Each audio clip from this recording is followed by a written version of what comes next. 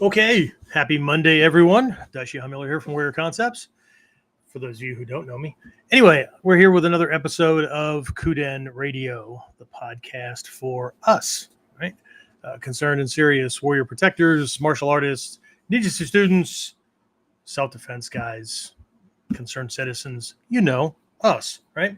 Anyway, the topic of this week's episode is about getting more power out of our techniques, right? But there are two operative words in that statement, right, that we're going to have to explore during this episode: techniques and power.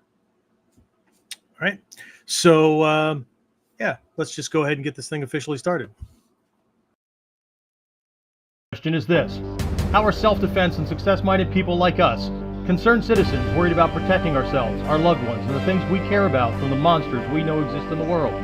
How do we train in a way that gives us the skills, knowledge, and understanding we need without becoming paranoid fighters or killers ourselves, and yet still allows us to be the hero protector the world needs us to be?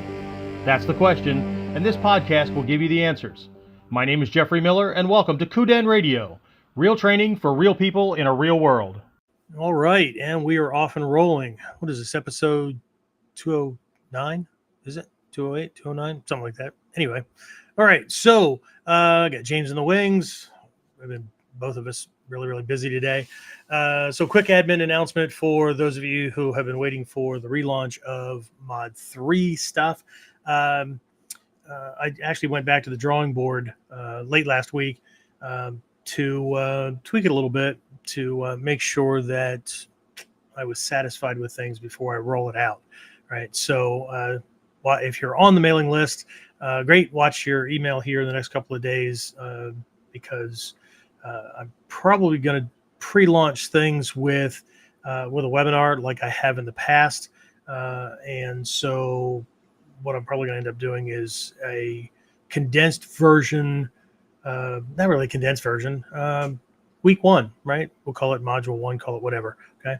So watch for that. And then for those who are going to stick it out for the full 16-week live coaching program, that'll be great. It'll be great to have you on. Power is one of those things that we explored in Mod 2, and it's going to take on a different meaning here in Mod 3. But again, I know a lot of folks that are following me have been around in the martial arts and self-defense world and in ninjutsu for a while. So this is definitely an intermediate level training. Not that folks that are just getting started can't get something out of it, but we're going to be like trimming the fat off of things, right? That coming from a fat guy means something. Anyway, we're going to be trimming the excess off of things so that, so there's more power, less effort, less wear and tear on us, which is always the goal. Anyway, all right. So that being said, back to the topic for this week's episode. And again, we're going to be looking at this idea of power as associated with the techniques. But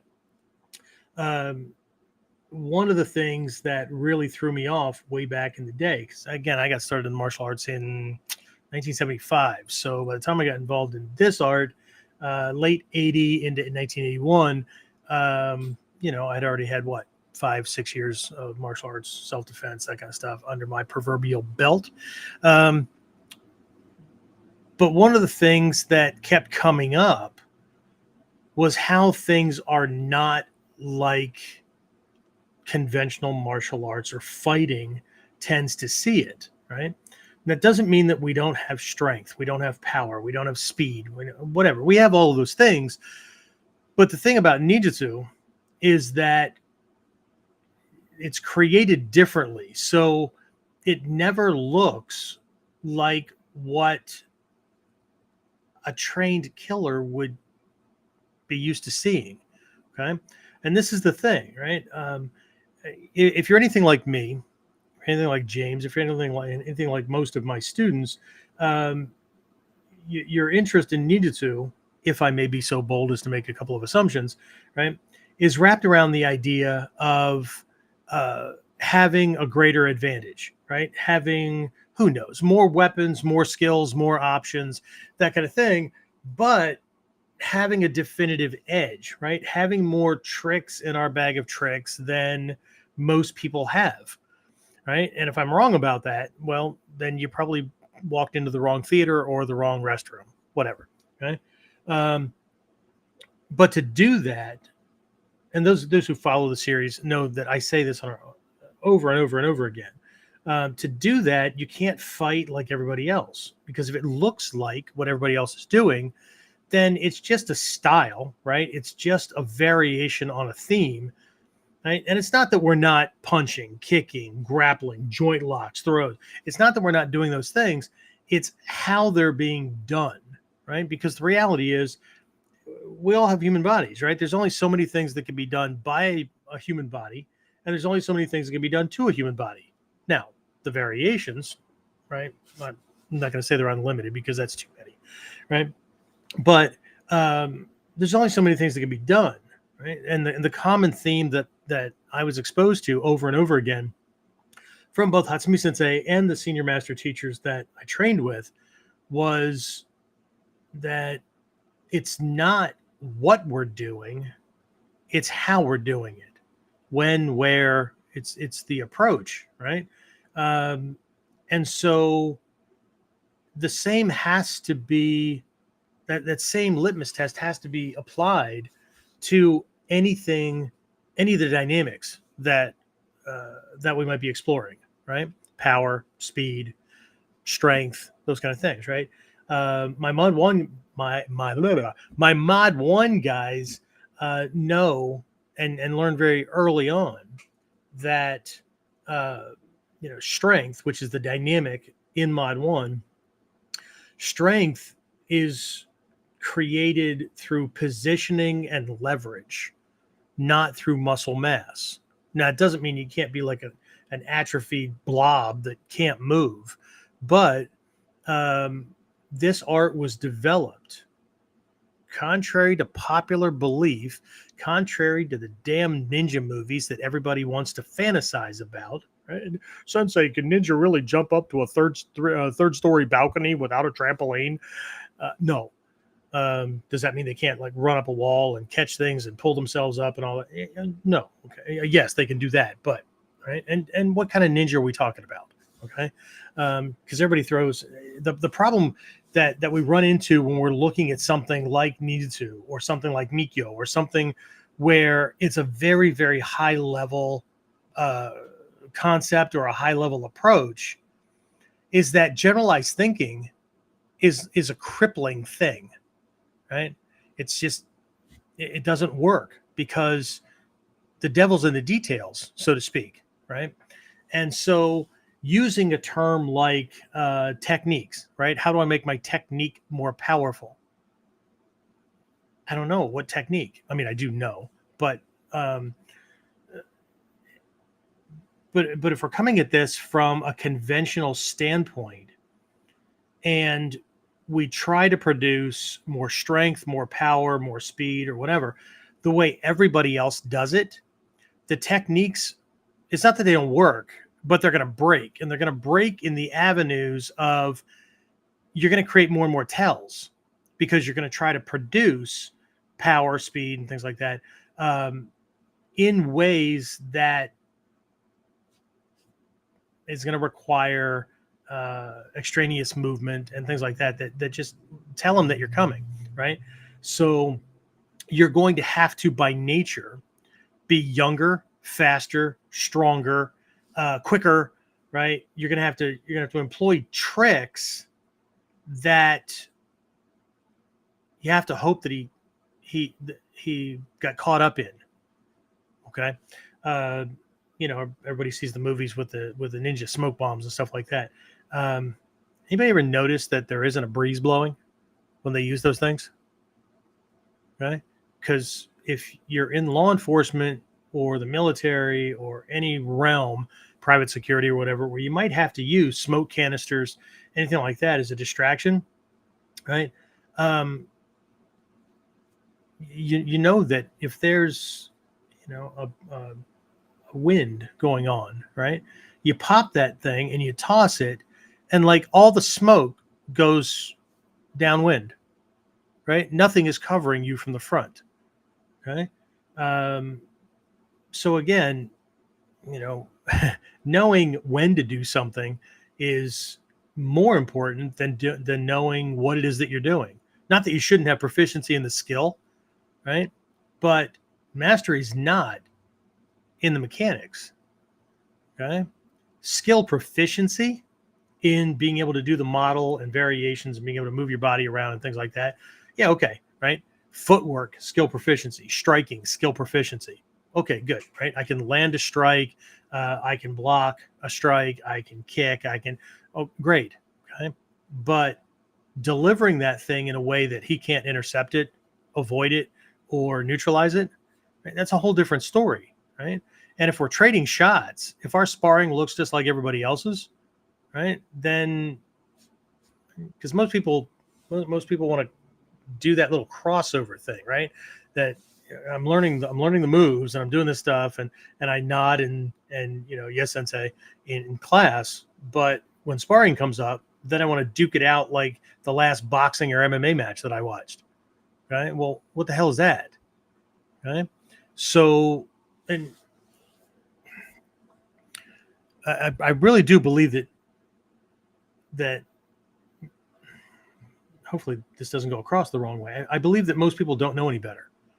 Right? That doesn't make them stupid. That doesn't make them anything like that. But it's hard enough to get your head wrapped around a martial arts system that came from a foreign land, and you have to translate into not only your language, but your culture's reference points and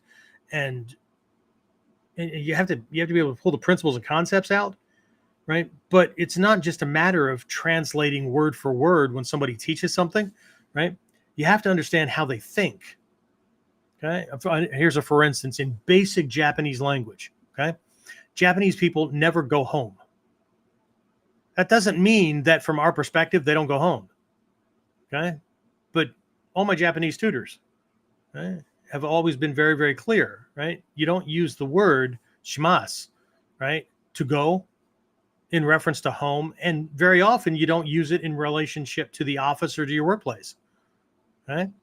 You don't go home. You return home, right?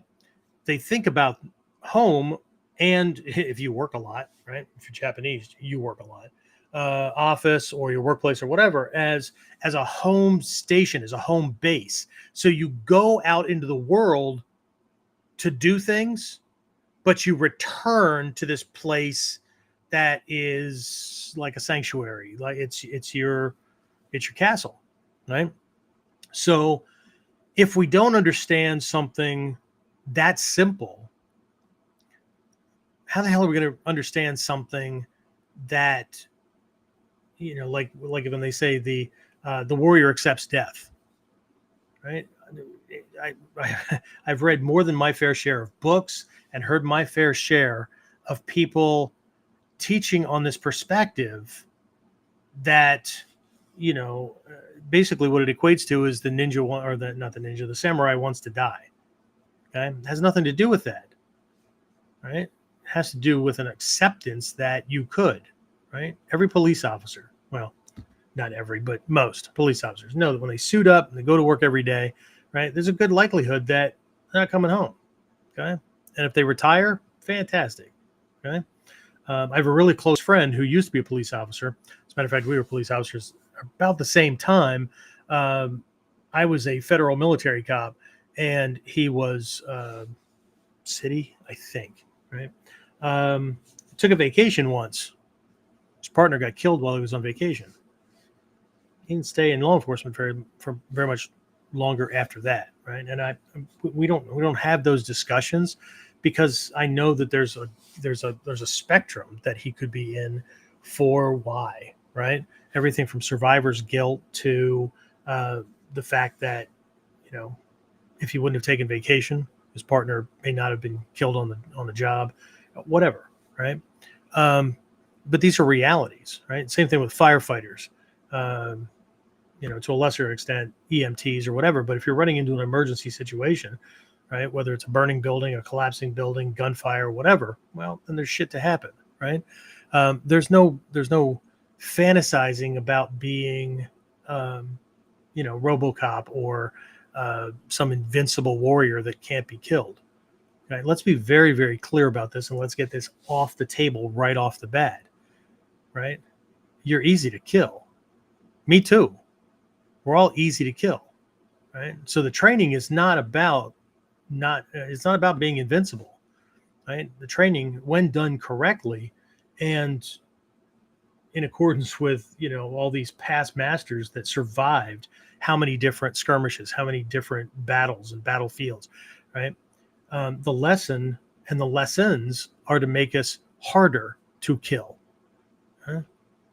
But this human body, it's really easy to kill. Okay? So anyway, um, I think my screen just glitched. I don't know if we're having internet issues in this area or not, because I know James's thing kind of got a little screwy earlier. Anyway, all right. So hopefully this will make it all the way through.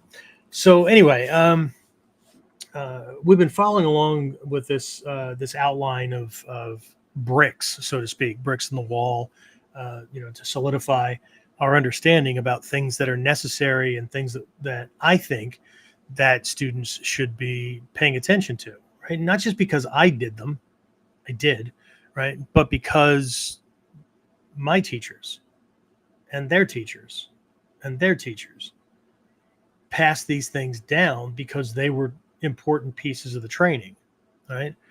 I find it very difficult to believe that if the internet and YouTube existed way back in the day, that Oriyama Takagi or Daisuke Nishina or any of these past masters, right, within our lineages, right, would have been sitting around on their asses binge watching YouTube shorts. Right? And coincidentally speaking, right, I was just going through some training. I'm going to call it training because I was trying to learn things, right? How to make my social post more appropriate to the kind of people, the kind of students that I'm looking for, right? Because I'm not looking for everybody, right?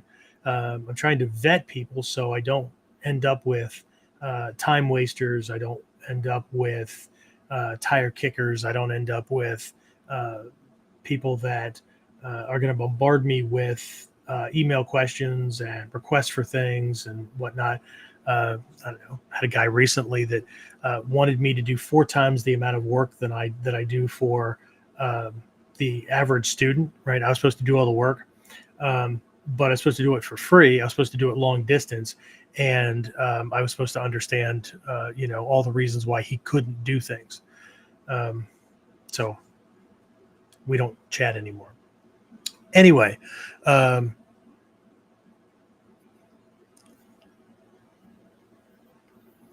let's just jump into things. So before we jump into how to make techniques more powerful, anyway, bricks in the wall. We've covered personal development. We've covered mindset. Now we're going to be doing, like I said, this episode, we're going to be doing more wrapped around ramping up the physical techniques, right? So, James, can you hear me? Are you there? There you are. Awesome. I can hear you. Yes. Okay, fantastic. Who's on? Who do I need to say hi to?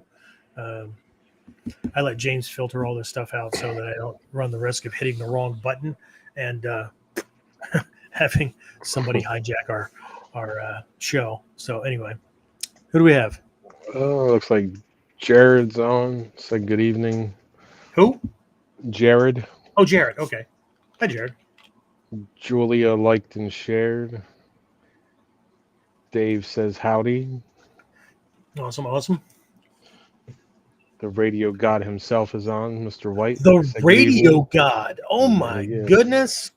Wow. Vampires, in the he background. says. What's that? He says vampires. Vampires.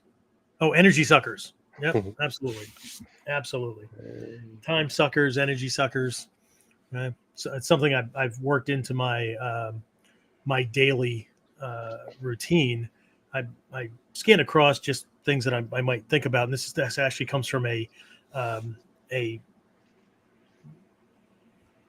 would you call it? A contemplation meditation kind of piece out of our Mikyo action meditation stuff.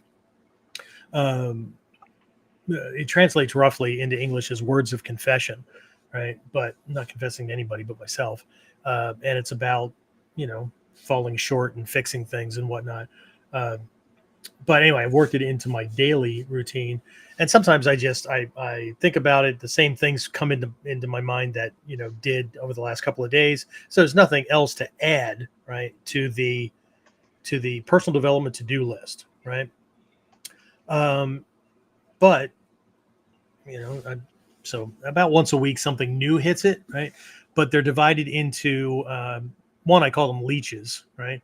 So there's time leeches, money leeches, and energy leeches, right?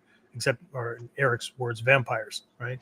And these are the things that drain us of resources that we need to be successful, okay? So time leeches, money leeches, energy leeches, right? And so absolutely, right? And so I'm very, very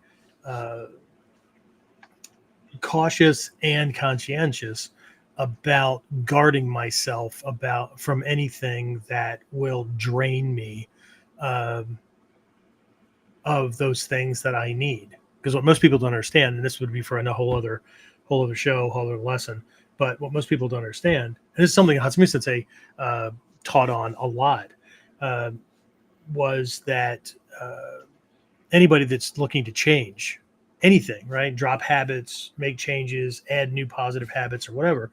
The amount of resources that you need, time, energy, sometimes money. And if it's not money, it's just more time, right? And that's the rule of thumb, right? I mean, in business, when I'm running the academy, let's say I'm promoting the academy, things always cost, right? But it's not always money. And the rule of thumb is, if I don't have the money, I need to spend time, right? To make up for that, which means I need to post on social or whatever 3 times, 5 times, 10 times more. Same thing with posting articles onto directories or the new news sites that allow for that and all that kind of stuff. I have to do 2 to 10 times more of that. And when I say 2, I mean, I'd luck out and something really hits and I get more, traffic to the website or whatever, people calling the dojo. I have to do more than I would to drop money on, let's say, advertisement or something like that, right? But if I don't have the money, I have to spend the time. If I don't have the time, I need to spend the money. Well, what if you don't have either, Sensei? Well, then I'm stuck and I can't move forward because I'm not the guy to sit around hoping that Aunt Minnie dies and wills me $1 million, okay? Or wasting my time scratching off lottery tickets, things like that. Right? It's time that I need for something else. It's just the rule of thumb. But people act like they have a third option, right? I don't have a dojo near me. Okay, well then find a distance training program or travel to seminars. Well, distance training doesn't work and I can't travel to seminars. There isn't a third option, right? Sitting around and lamenting about shit. But anyway, back to this training or whatever that I was doing. There was a correlation that was run because there's a thing about there's these different gurus out there, right, that talk about when you're doing content posting, like when I'm doing videos, things like that, right? Some of you know that James and I took 9 months, right? It was about 9 months, James, pumping out YouTube shorts, Oh, yes. 1 or 2 of these things a day, right? With the occasional day off, like a Saturday or a Sunday, but 1 to 2 videos a day for 9 months, right? And these were YouTube shorts. They got also posted on Instagram, TikTok, that kind of things as well, right? Got a lot of shit from people, like I care what their opinion is. People's opinion I care about is my family and my students. So anyway, but not only did it did drive up the subscriber numbers, but I got to I had to stop and think, why am I getting less engagement now than I did before I started that stuff? When we have, God, we started with how many subscribers, James? About 1,500, something like that. Was that about right? Sounds about right. And now we have 6,500, something like that. Something. Anyway, Yeah. pretty close, right? So in 9 months, yeah, jack the subscribers up. That was just on YouTube, right?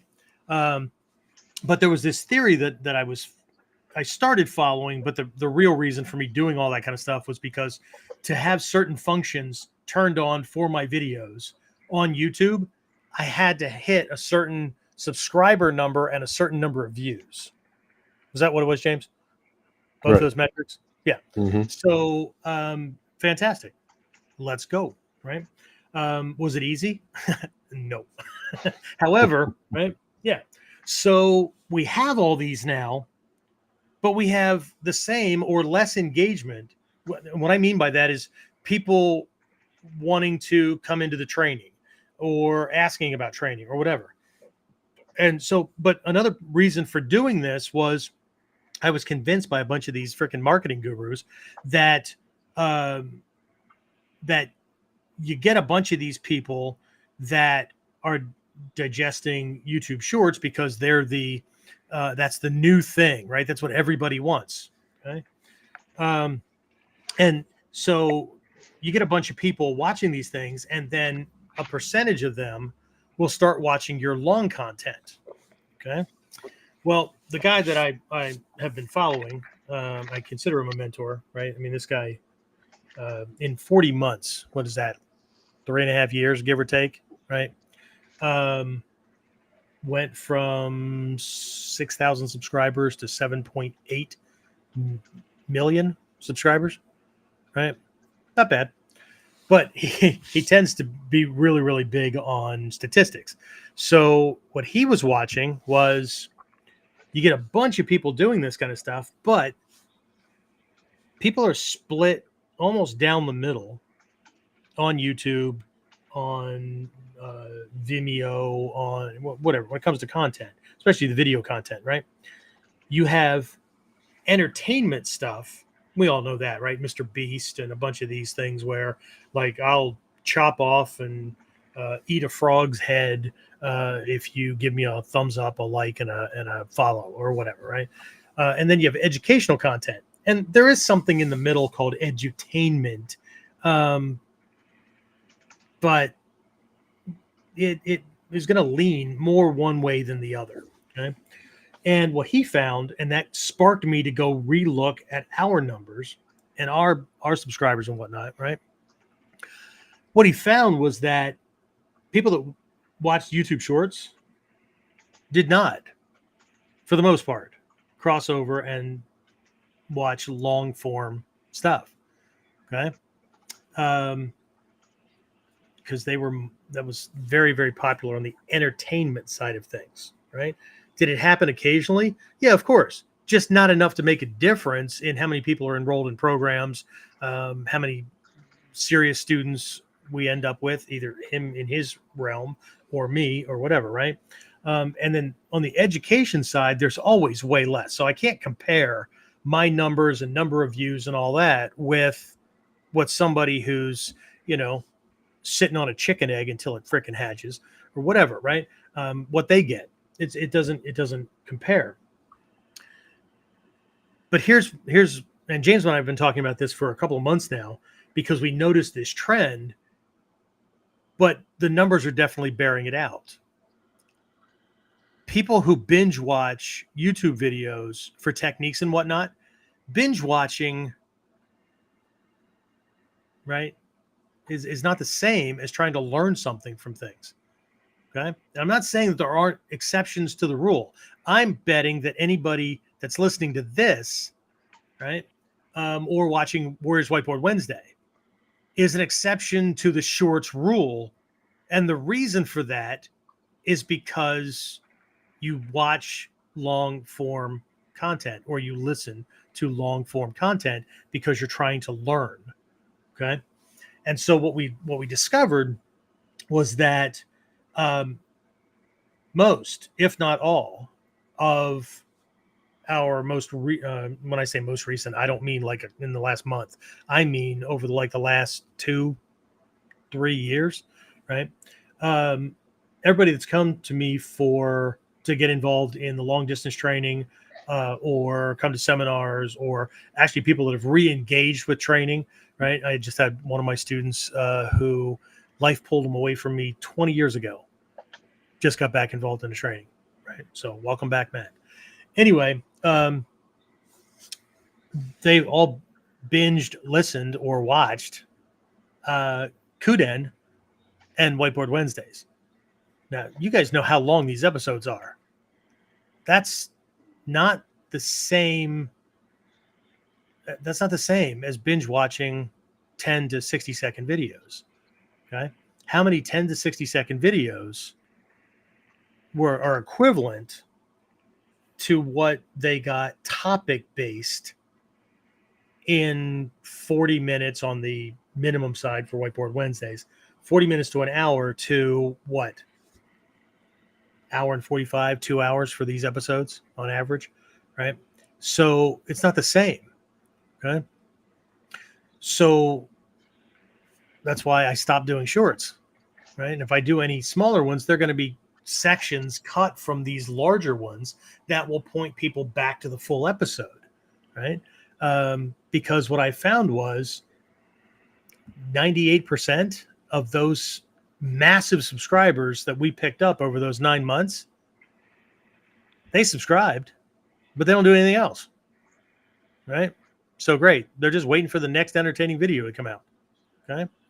And I know they probably think that they're learning from it, okay? But if your phone pops up a message that says you're almost out of data, or not data, you're almost out of storage, but you don't know how that happened, or you keep having to clean out your temp files and stuff because the system keeps slowing down and whatnot, then video eats up a lot of shit. Anyway, so but there's a huge disconnect, right? So anyway, we'll get off of that thing, but again, where does my time, energy, and resources need to go? It needs to go into places where I'm going to vet students coming in, and I'm going to get out in front of more of the people that are going to engage with and do something with the training, right? So anyway, so let's jump into this, right? So the theme is making our techniques more powerful, right? What I'm going to say next is going to be highly controversial, but it's not anything that the senior master teachers haven't said one way or the other, even though they may have used different words or different terminology, because there's just something about Asian-esque martial arts that draw people out and make them feel all warm and fuzzy when they learn the Japanese name of something. I know I do too. I'm attracted to that kind of stuff, right? But knowing the name of something and knowing the form that gets attached to, Eric knows, he actually started or created the Mikyo study group, Facebook group that we have, right? And that we're using now for the folks that are going through the Goshinbo program.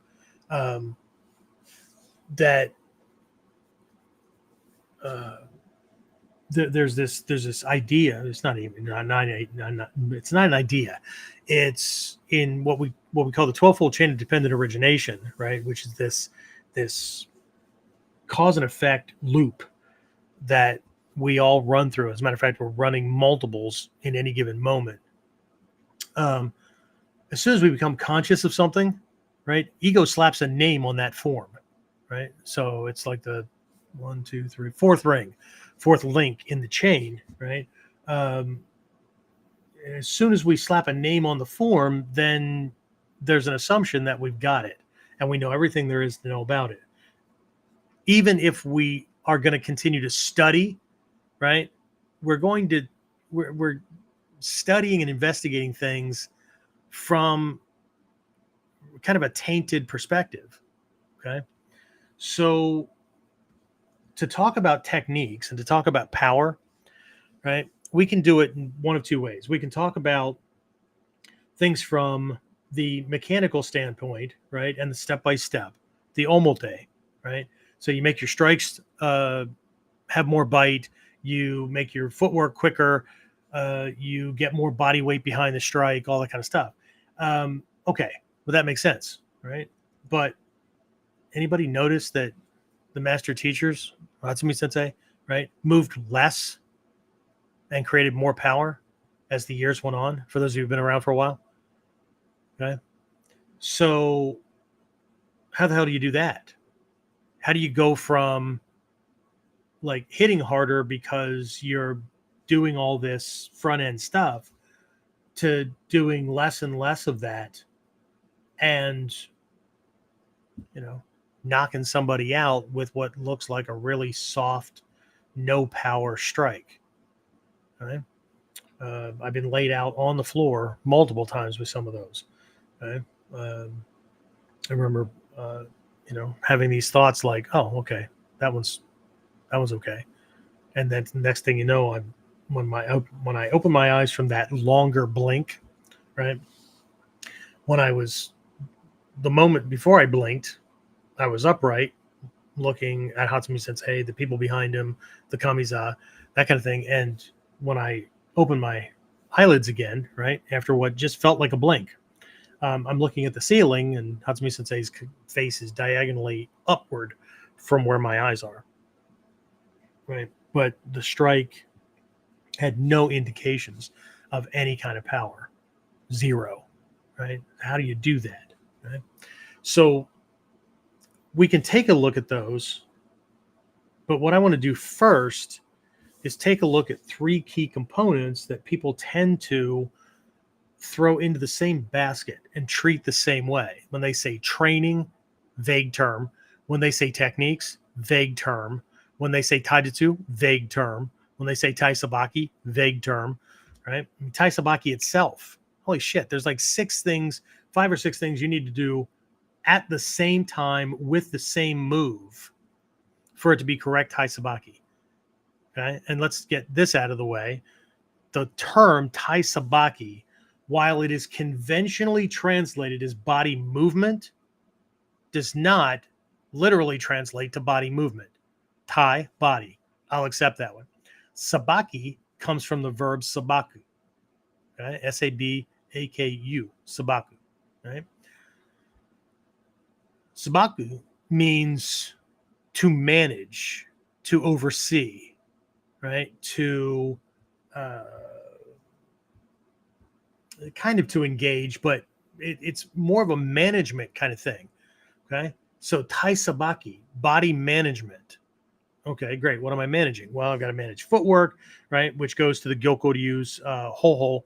Most people know it as sokuho, right? Use of the legs, rules, methods, whatnot for the legs, understanding that kind of thing. All the way from the hip, the ball and socket joint that we call the hip, all the way through all the pieces and parts, all the way down to the foot and all of its parts, the toes and all of their parts, right? And understanding how they work together, all that kind of stuff, right? Balance, all kinds of things, right? So, but taisabaki, right? People, it's body movement, it's evasion, it's not those things, but taisabaki is the skill or the ability to evade or otherwise neutralize an assailant's attack while simultaneously closing off all of your targets, opening up all of his, aligning your balance line not only with his body, but with his balance line. And ideally, and this is in the scrolls of several of the lineages, Koto Ryu, Tagagi Yosho Ryu, I think Shinden Fudo Ryu, right? The ability from that position to take this guy at least off balance, if not all the way down, with one finger. Right? I know I learned taisabaki equals body movement a long time ago as well. Okay, I get it, right? But if that's how we define it, then we're not going to explore anything beyond that. Or the things that we do explore, it's going to be around like, how do I move my legs quicker? How do I, as long as I evaded, then it was good Tai Sabagi. No, just because you evaded didn't make it shit.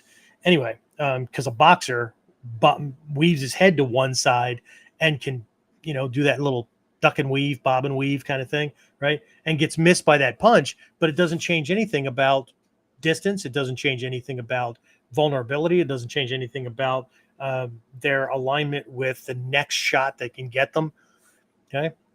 All those things. So if we have this different definition, the one I just gave you, and now I go back and look at footwork, where do I have to step with both feet, one or the other, right? Or both, right?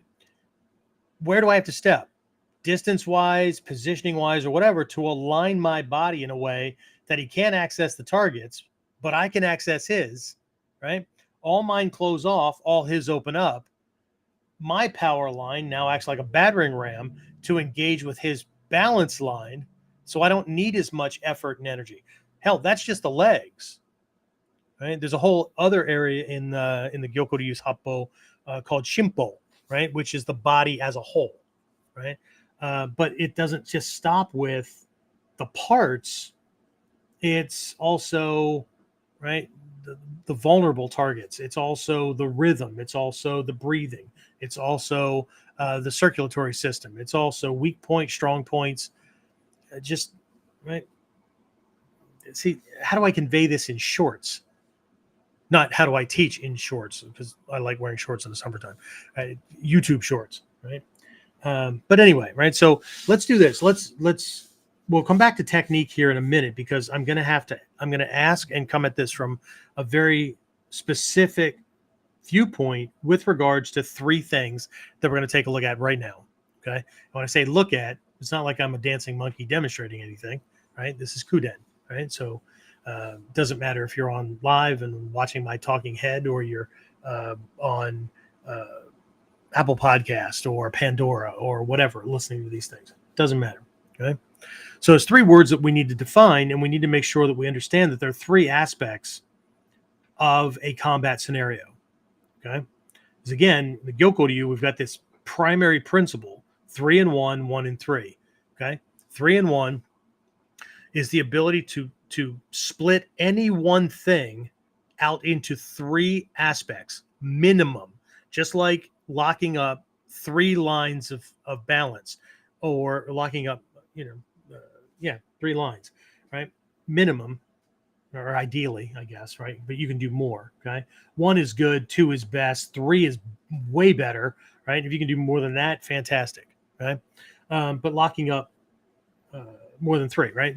But splitting it out into 3 aspects and then getting really clear, okay? Gyoko Ryu does it 8 ways, right? Breaking out taijutsu and the ability to use your body as a lethal weapon, right? Or to maximize your effectiveness and efficiency in a life situation, because we're doing both, right? They split it out into 8. It's kind of coincidental. I don't want to say ironic. It's kind of coincidental that in Mikyo we just do it with 8 areas of our life that we should manage to minimize suffering, discontent, dissatisfaction, those kind of things, right?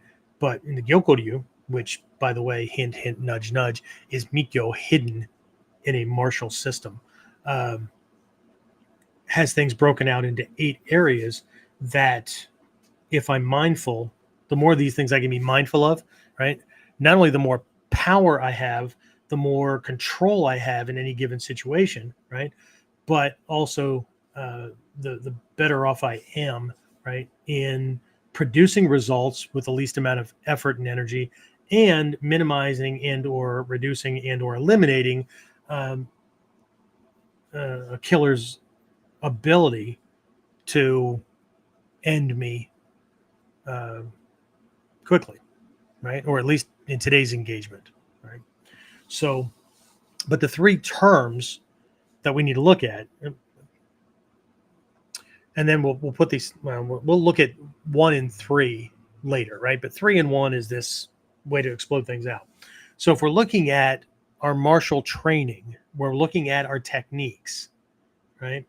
There's 3 aspects that are being conveyed in these models that if we can't get beyond the physical form, or if we're only assuming or guessing or borrowing knowledge from some other school or some other style, and importing it in, or importing sport martial arts mentality and movement and assumptions based on rules and all that, whatever, it's fucked. Anyway, so these 3 terms are really, really important, right? The 3 terms are techniques, strategies, and tactics.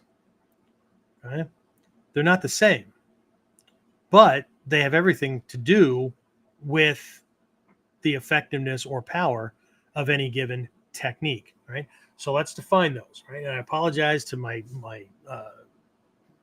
regular students who have heard this ad nauseum, right? And anybody that might have bumped into this before. I just need to make sure everybody's caught up and on the same sheet of music, right? So let's be very, very clear about this, right? Techniques are things that we do with our body parts to their body in general, or individual body parts, right? That's a technique, okay? I don't care if it's ganseki as a armbar throw. I don't care if it's a musodori, omote gyaku, ichimonji no kata, shuto, whatever, right? Roll, roll. That's not your body to his body. That's your body to the ground. Not if his name's Matt. And if I take this guy down and follow him on the way down and roll across his body as a finish, I have used the roll as the weapon in a concept known as, or a strategy, right, known as rakudai, thunder from heaven. Okay.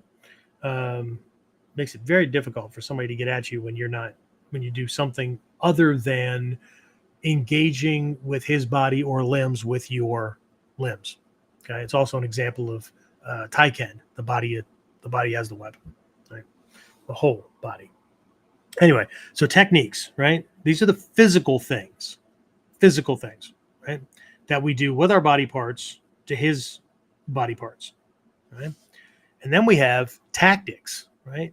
Tactics are physical things, but they're more or less invisible to him, okay? He feels the effect of them, but if we do them correctly, he doesn't pick up on what we're doing, okay?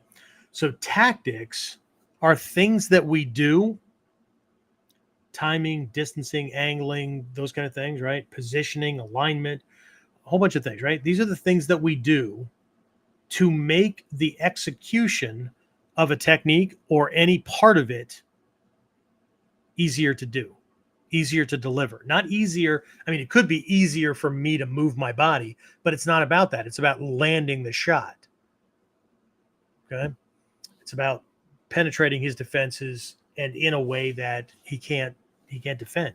He can't escape. He can't neutralize, right? He can't counter it. Right? So techniques, things that I do with my body parts to his body parts. Tactics are things that I do before I move in, before I do anything, right? Things that I do to make the execution of my technique, a strike, a kick, whatever, easier, right? Easier to land, okay? Not just more effective, but it could be, right? But it gets me in there, okay? And strategies are outcomes. Strategies are the end game, okay? Strategies determine what techniques and tactics I'm going to use, because tactics make the techniques easier, okay? But if we're only ever looking at our techniques from the step by step, right? So how do I get in there quicker? Okay, well, there's several ways you can get in there quicker. right? But are we talking about speed, right, which requires contraction of muscles, right? How do I contract the muscles faster so I can get into motion sooner, right?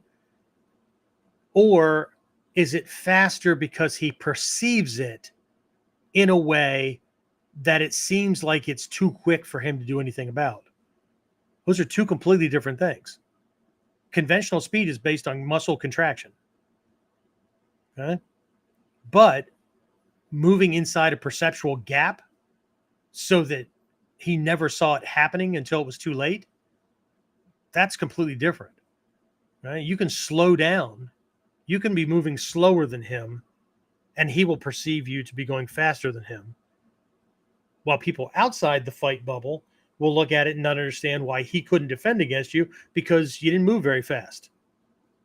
Okay? So it's very different, right? These things are very different. And if we understand the difference, then we can explore them from any given perspective, right? If we come at something like, how do I make my technique stronger? Okay? Well, it depends on the technique, right? Because if my technique is Henso Jutsu, disguise and impersonation skills, or I am, neutralizing his ability to get at me, right? Most people, and I know I did, right? When I first started off, strength, right? One of the things I wanted to be, not just do, one of the things that I wanted out of martial arts training was to make it so that his strikes or kicks or techniques or whatever, he couldn't hurt me, right?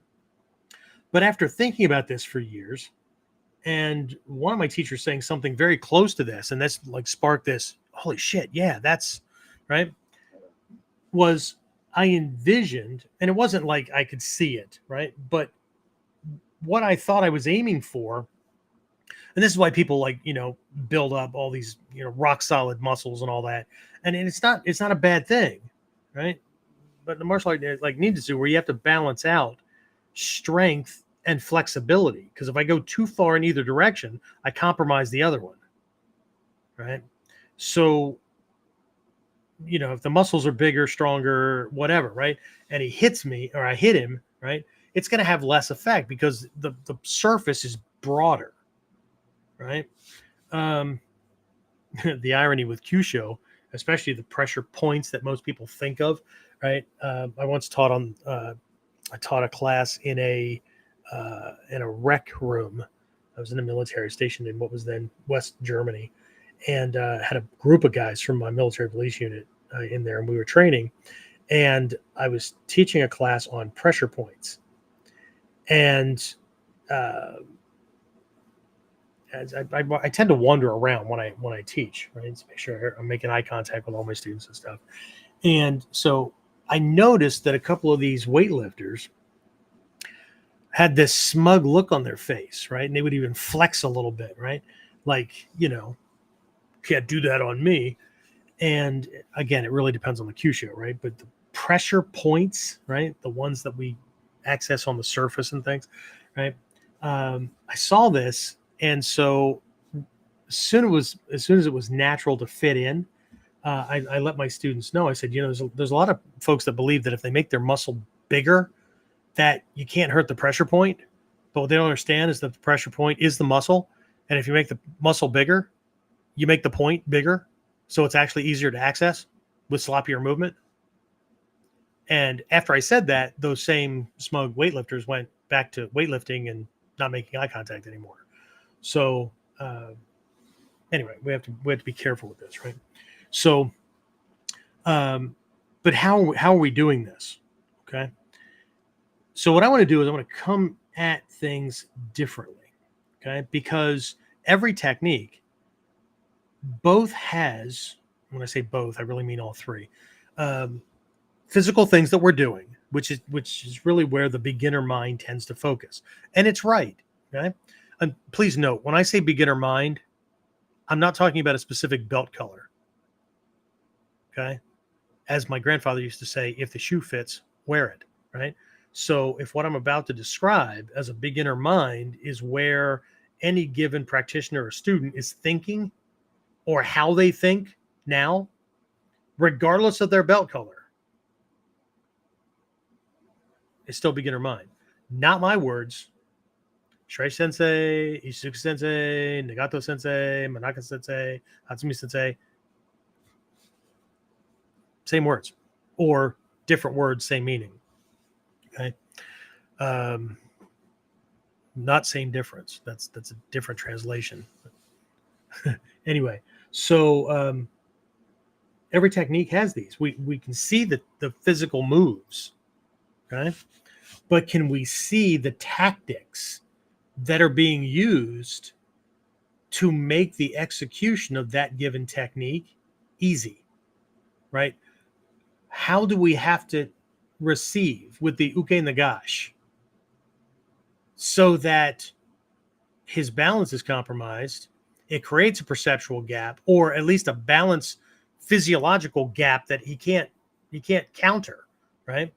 How does it do that so that the execution of the technique is almost virtually guaranteed, right?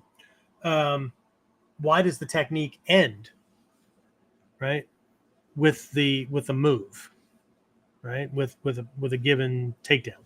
Now we can understand if we take somebody down with a musodori or a ganseki osai, ganseki otoshi, something like that, where he ends up face down on his chest in an arm bar, whatever. We get that, right?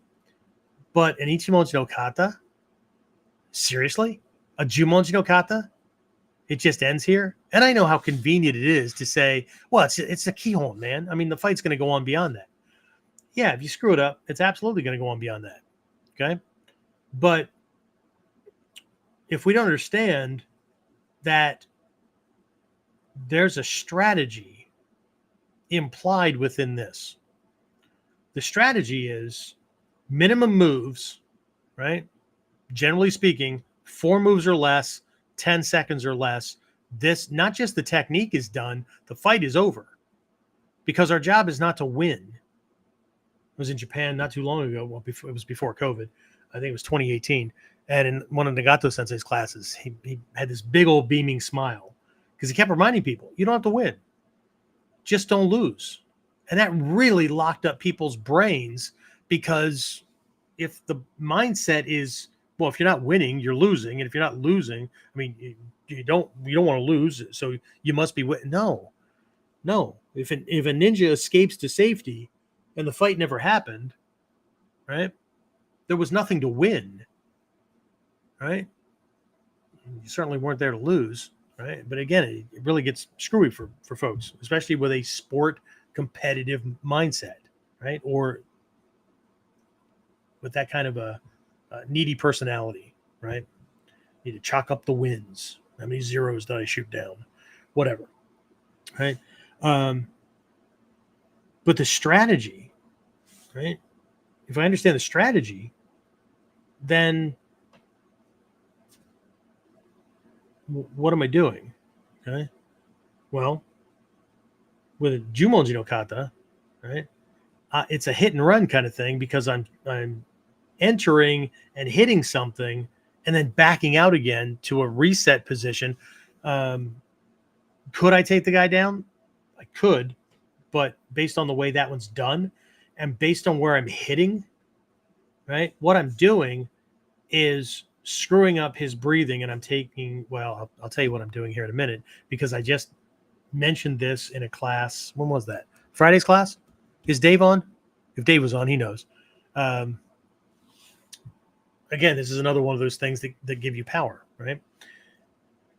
But with an Ichimonji no kata, if I understand the nature of the uko point on the side, or the chidome behind, or these points that I'm hitting, right? Because while you can hit things, what's the ideal of the target? Well, the ideal of the target is I hit the side of the neck. What am I hitting? Okay.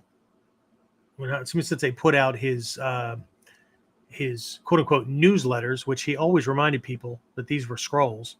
Tetsuzan, Iron Mountain, which is one of his martial names, Sanmyaku, those kind of things, right? He would include drawings, right? So here's a Kyusho chart from the scrolls. Big old chubby guy, right? With these points all over him. Okay. And then there's a copy of a picture of the internal workings and whatnot, right? It's a line drawing from like a Gray's Anatomy. Okay. And so it's one thing to see a dot with a line and a Japanese name or whatever you see beside it, right? Kanji, Romaji, whatever, right? Pointing to this general area, and something completely different where you have that, but he has another line running from that same word off to the right side of the page at a line or a black and white diagram from Gray's Anatomy, pointing to a very specific part of the side of the neck where there's this bundle, right? We just generally call it the carotid pouch, right? But if you've ever seen, right, well, I don't care if it's line drawings or if you have a medical book like I do on anatomy, where it's cadavers that have been opened up and you can see what's there, right? Then, there's all this wiring going on, right? You've got tubes, right? They're all one way, right? Arteries lead away from the heart to feed things, and veins are the return pathways from those things back to the heart, heart and lungs, so they can be reoxygenated, right? Or the blood can be reoxygenated, right? But then you have muscles. You don't just have muscles that move your skeleton around, right? You have kind of a neurovascular muscle-ish kind of system along the arteries and veins, right? You have a fascia. I've heard both terms used, right? It's a neural network that grows along your body. It's this neuronet, right? Your bones have something like that, a nervous system kind of issue kind of thing, right? But just with this bundle, what's there? Okay, well, you have the carotid, right? We call it the carotid pouch, right? You have the carotid artery going up the side of the neck, both sides, right? Feeds the brain. You have the jugular vein, which is down both sides, runs right next to it, right? Down, to return blood, right? Stuff that's been used up and it's moving back to be reoxygenated, pumped back around the body again, right? Your body's just one big old recycling plant. Anyway, so you have that in there, right? You have the vagus nerve, again, one coming out of the side of your brain, down both sides, that runs to your heart, keeps your heart beating, right? You have the phrenic nerve, same pathway, part of the same bundle, runs down, goes down the front of your chest, right? Down and plugs into your diaphragm, right? What does that do? Well, it keeps you breathing, okay? And you have a whole bunch of other shit in there, okay? There's the vertebrae at the neck, right? The cervical vertebrae right there, okay? Not the biggest things in the world. You have transverse processes. These are little flanges that stick out from the side of the vertebrae that, well, you can use to help guide any one of those things I just named across those things to help cut them, right? You can cut the veins and arteries from outside the body with your fingers without cutting a person open. But you can cause them to flex, right? Which causes the system to lock up, right? So as to not allow things to get broken or stabbed or whatever, right? The vertebrae themselves can be knocked sideways. Well, if they get knocked sideways, well, shit. Vertebrae, right? Okay, I get it, right? It's part of the spinal column. It's the support for the body. What else is it? It's a huge castle-like structure that protects the spinal cord, right? That runs from the brain down to the tail, back up, right? And everything else branches off of that, okay? So it's the primary electrical system of the body, right? Not counting the brain and the nodes or the nodules, right? So if I knock a vertebrae sideways, what am I doing? Bare minimum, I'm pinching the spinal cord. Knock it hard enough, I'm severing the spinal cord, right? The shuto on an ichimonji no kata, ideally, is a kill shot. Okay? So strategically, what are we doing with ichimonji no kata? Neutralizing his incoming attack, open him up, right? And entering to cause him to drop in space. Yeah, Sensei, but you've talked about like you knock him outside the circle. Yeah, because if I don't disconnect things and he drops and is done, I need him to be as unbalanced as possible so I can now draw my sword and cut him down from there, right? Or engage him with whatever weapon or the next technique or whatever, okay? I'm not just hitting him in place, okay? So how does that change the perspective of the technique? Because the strategy is, what are we doing? If the strategy is just to land an omote shito and take what we get, well, how's that different from trading shots like boxers do? Well, they're going for a knockout. Well, I get it, right? But this is like those action movies that drive me crazy.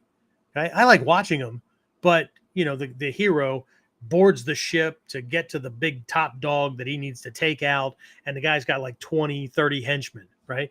And as he knocks these guys out, right? I'm not talking about the ones where he goes through and he shoots these people and kills them. I'm talking about the guy with no weapons who goes through and chokes them out or knocks them out or whatever, and is doing a bad guy countdown.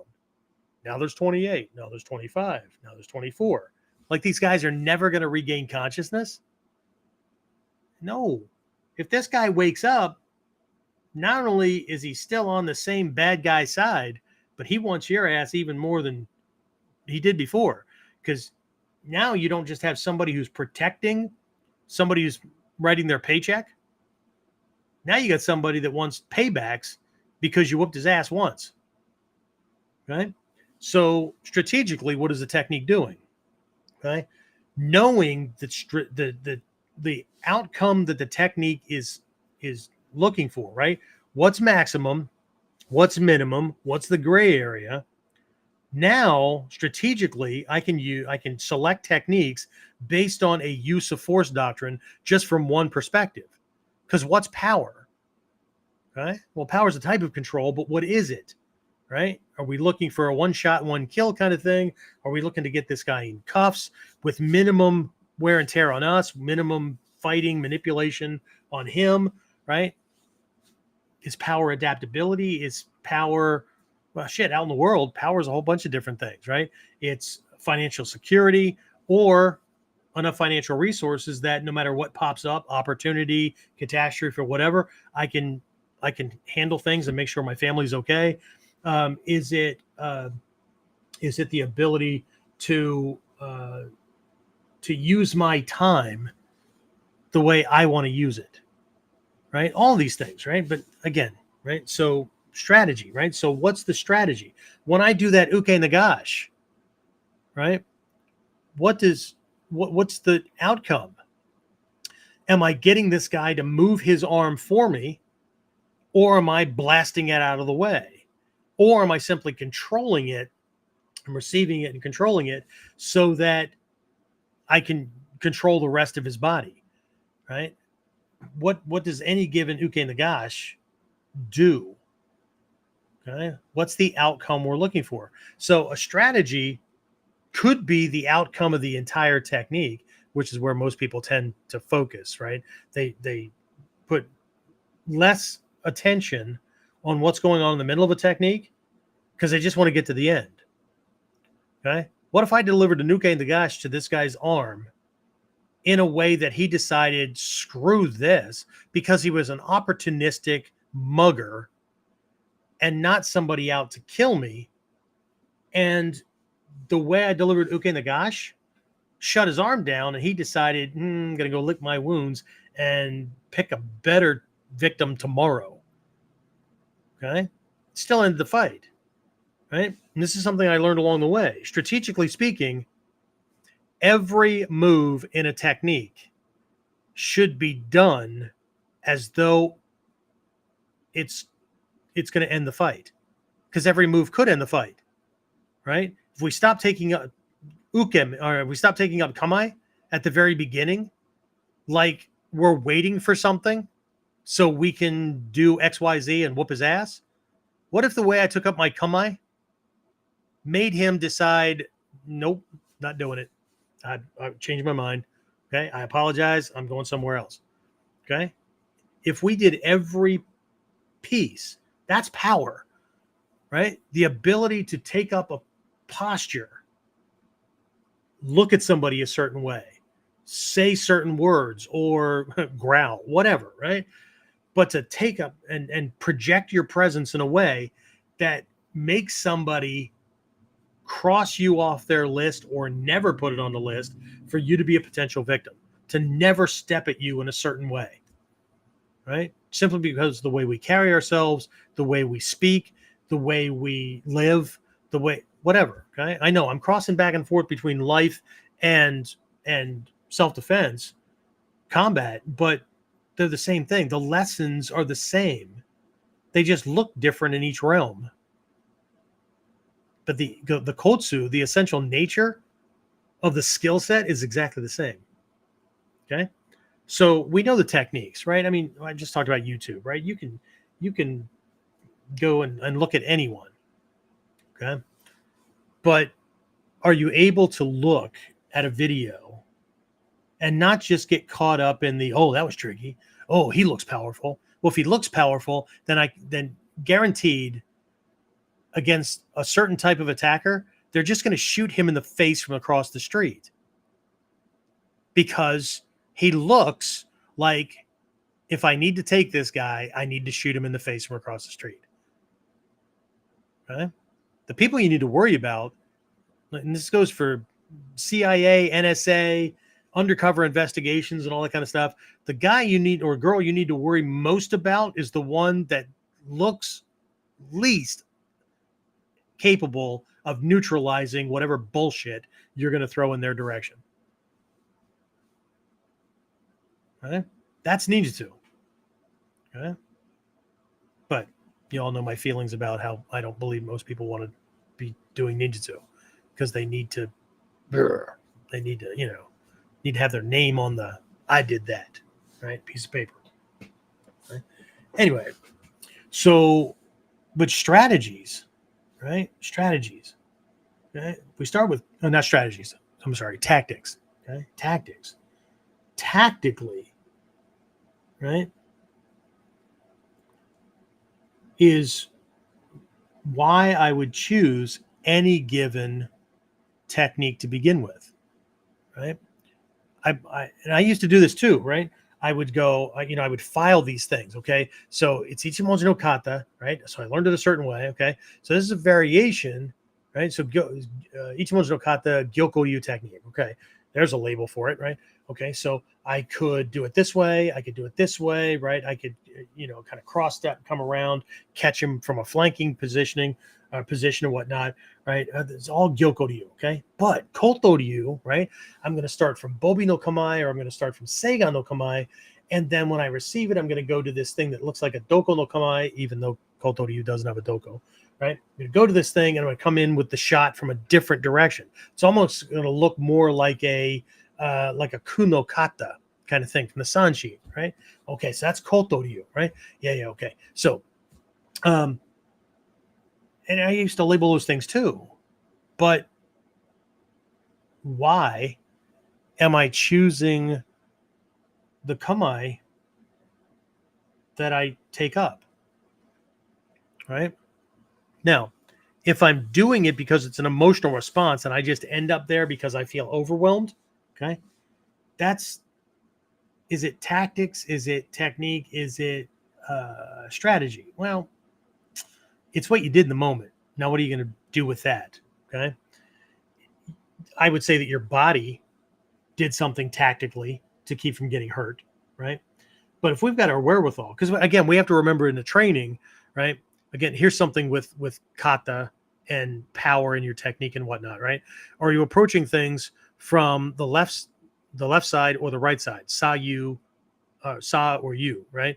Old way of saying left and right, migi hidari, right? And I don't mean left hand forward, right hand forward, right? That's mechanically thinking, right? Or another way to say this, are we coming at this from the dragon realm or the tiger realm. Okay. Hatsumi Sensei, when he demonstrates, it's very, very dragon realm kind of stuff, right? He's in control of more shit than we even can see, right? And so he doesn't have to do very much. But Izuka Sensei, Kasem, what else am I thinking here? Nagato Sensei, those kind of folks, right? Tend to operate more toward the tiger realm, right? Because they're going to rip you a new asshole, right? It's just the approach that they take is just way more here I come kind of thing, right? And it's not that they don't hide stuff, it's just more ferocious. Okay. So what does power look like on the dragon side? What's power look like on the tiger side? Again, very different, right? So anyway, but tactics, remember, tactics are things that we do to make the execution of our technique easier. Okay. Okay. So why does Ichimonji no Kamae look like it does? And I don't mean the general Ichimonji no Kamae, which in Koto Ryu would be called Seigan, and in Kukishinden Ryu would be called Kate Hicho no Kamae, right? Not the same. Okay. Seigan and Koto and Kukishinden looks like a sideways Shizen, right? But why? Okay. Well, if we understand that Gyokoryu, the strategy is to orbit. It's to go around a given point. Could be my center, could be center of technique, could be his center, right? That's best matched up with straight line attacks. So the Gyokoryu Kamae invite straight line attacks, right? There's nothing there's a shielding limb between he and I, but it's not like a spear position. It's not the same as Seigan. Okay. That's like having a spear or sword shoved in your face. Then you got to figure out how to get around it. Okay. No, it's kind of, think Jumonji, right? Ichimonji is just a long range, more extended Jumonji, right? But angles are important and whatnot, right? But it's the same reason that a weapon is kept between he and I. It's the same reason that the lead arm angle, at the angle of your lead arm, is the same angle that the katana rides on, right, in the obi. Okay? The tsuba, the handguard, is on our center line. It's on our kotsu, on our breastbone. It lines up with the breastbone, which means that the tsuka, the handle, is all the way across the other side of our body. So unless you hit that angle between the butt end of the handle, right, the tsuka, right, and your other hip, unless you can get around to that sword can be moved like a windshield wiper in between that, in that space that it's covering. Okay. Now with an Ichimonji no Kata or Ichimonji no Kamae, right, your arm is in the same position, so it crosses the center line. Okay. He has to go over or under that limb to get at me. And then the rear hand is positioned so that if he does come in through that angle, right, off to the one side, or he does get past the front line, right, you've got this backup shorter windshield wiper to be able to handle things that come in that way, right? But I'm inviting a straight line attack. So Uke Nagashi is really freaking easy. It's right there. He has to cross the limb to get at me. There's rare exceptions. Shizen, Hira, Hachimonji, those kind of things, where the Kamae isn't set up where he has to go over or under at least one limb to get at me, which makes Uke Nagashi really freaking easy. Okay? So it just starts here, right? But this is still just the omote, right? So I'm going to cover Ura here in a minute, right? Because all of this makes your techniques more powerful. But only if you know that you can do these things, only if you know that it already gives you a certain type of advantage, only if you know that each Kamae invites a certain type of attack, right? Either circular or straight or whatever, right? Only if you treat it like a weapon or an attack and not just a stance. This is the way we stand, and then the attack comes. If you are doing your kami holistically, and you take up certain kami and you give him that look, and your heart is in it, or it creates suspicion or whatever, right? This is your first line, right? You start defending, you start attacking him, right? And I mean physically, psychologically, and emotionally. The moment you take up kami, the moment you become the kami. But sensei, we're not touching him, so it's not physically. Yeah, it is. If I affect his head and his heart, he'll have a visceral feel, right? I do.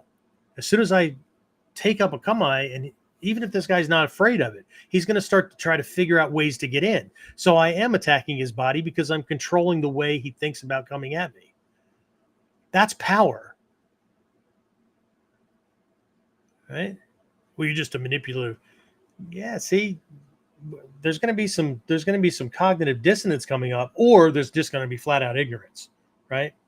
Well, all these rich people and stuff, they do all this underhanded stuff to be able to manipulate the system so that they can be. Yeah. How about if we learn from it? That doesn't mean you don't need to be a manipulative asshole who steals money or whatever, but the principle is the principle. If I control certain factors that people need to be able to operate well in, and I control that, how can we not see that can be used for good or for evil? Okay. I want to be able to do that to an attacker who's trying to kill me. Absolutely. I want to rein his ass in, limit his options, and make him do what will serve me the most and cripple him.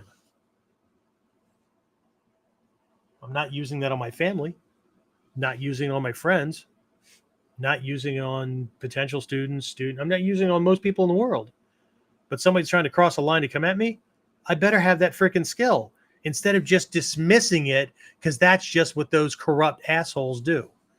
No. Power, you know how they say power corrupts and ultimate power corrupts ultimately? No. Intention is what makes something right or wrong. Okay? Power gives you the ability to do massive good or massive evil. Okay? There's a lot of people who are like, if I had all that money, I would. Dude, I have watched your spending habits. Just like people that win the lottery and are broke within a year. That's statistically true. They're broke within a year. Why? Because just because they have more money doesn't mean that they have better financial sense. If they had shitty financial sense before they got all that money, they're going to have shitty financial sense afterwards. Right? If they blew all their money on shit and didn't pay the bills beforehand, they're just going to blow their money on bigger shit afterwards. If you don't believe that to be true, look around at people that end up with big tax returns, since it's tax return season right now. I've watched people get this stuff, not pay off freaking bills, and put themselves in a better situation. They go out and buy all this shit, and then some of these people are coming to me and have, right, months later, trying to sell off all their shit that they bought with that tax return at less money, which means they just took a huge loss, right? Because they've got bills that are looming that should have been paid off and were not, and now they need to sell all the cool shit they bought.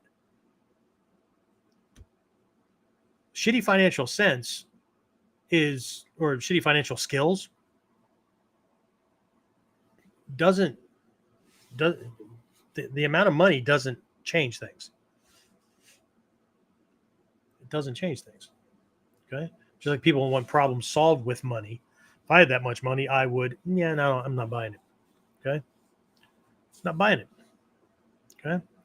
Because most people either didn't take an economics class or didn't pay attention in economics class. So every bullshit ideology that comes down the line that sounds good and altruistic isn't run through a litmus test of understanding how money works.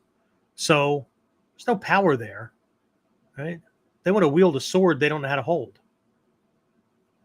Anyway, so before we switch over to the Ura side of things, James, questions, comments, anything come in from people? Peoples, my peeps.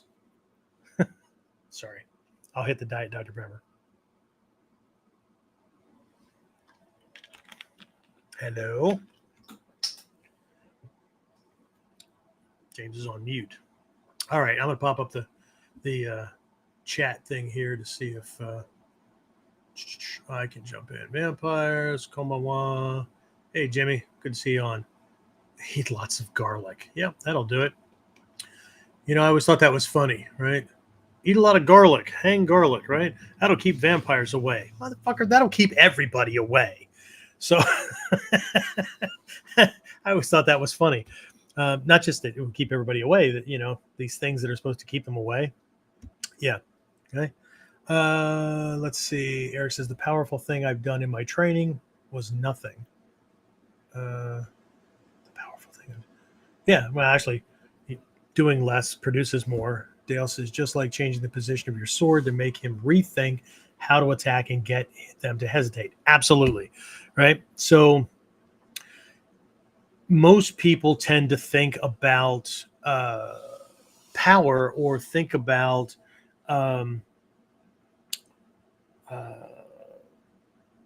force. No, not force. Manipulation, right? Just trying to get this guy to do certain things. They think of it in terms of force.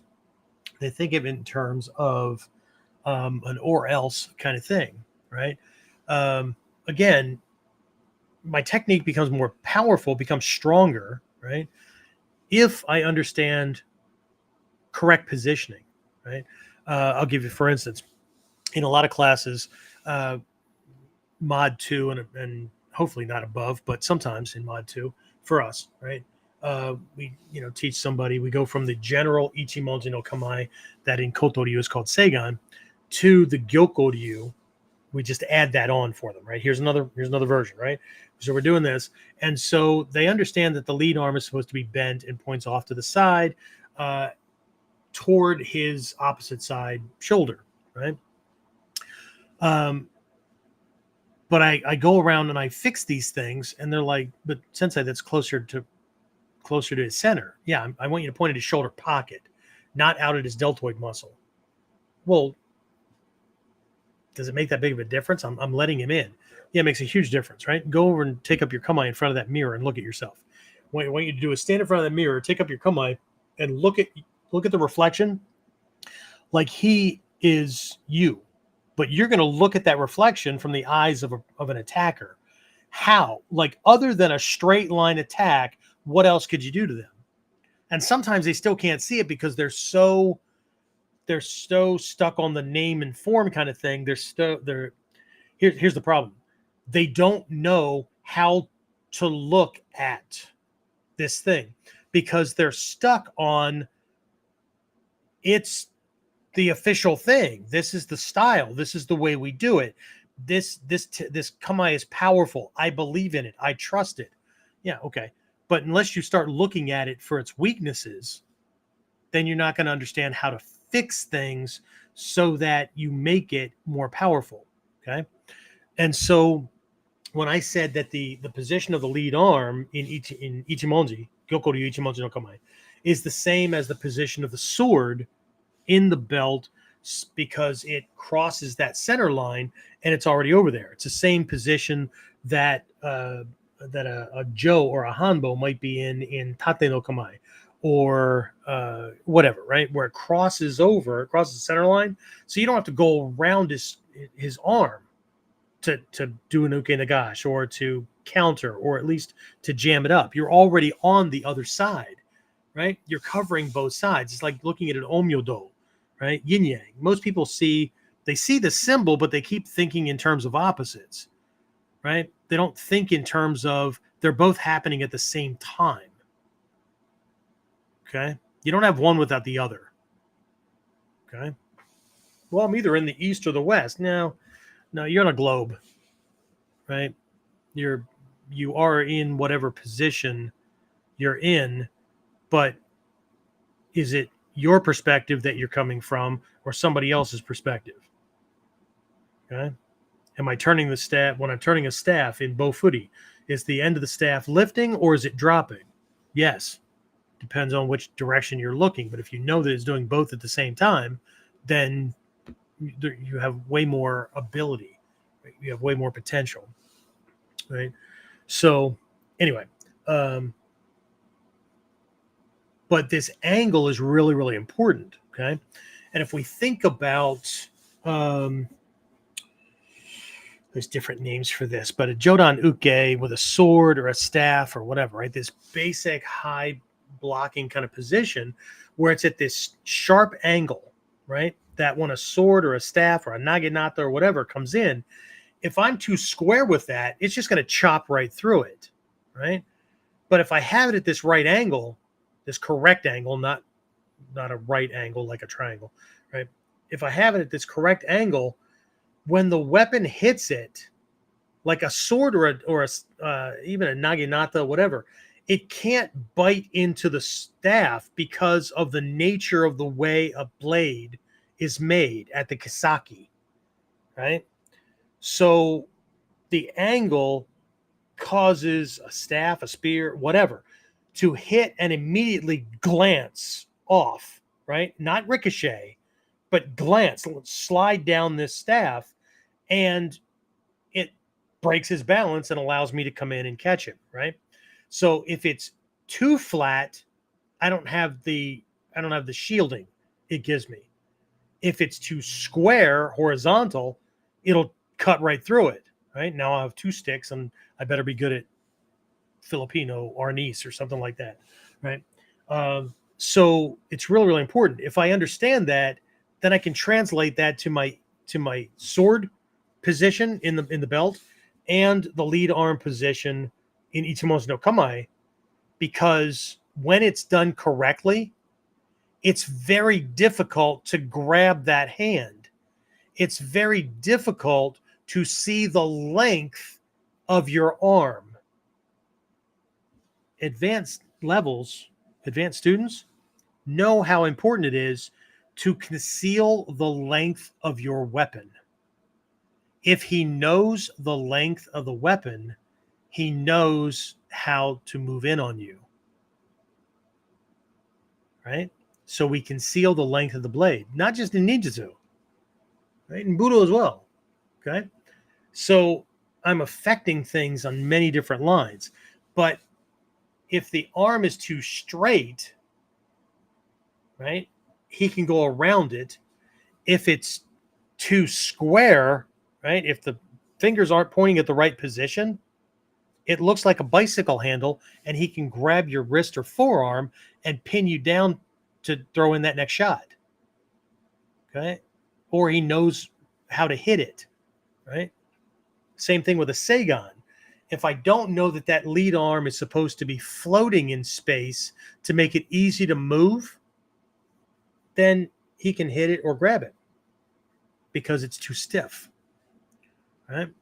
So again, power, right? Anyway, so we'll come back. We're going to come back around to this with the Ura side. And I'm only going to give you one thing during this session. One, we're running out of time, but two, this will change everything. And if you already do it, then I apologize for wasting all your time. Okay. But I'm betting that 99.8% of the people who listen to this podcast, this is probably something new. Okay. So I'll talk about that in just a minute. Let me just see if any other questions came in. Julian Day. I don't see anything else. Hopefully I'm seeing everything that James will be seeing. James, can you hear me?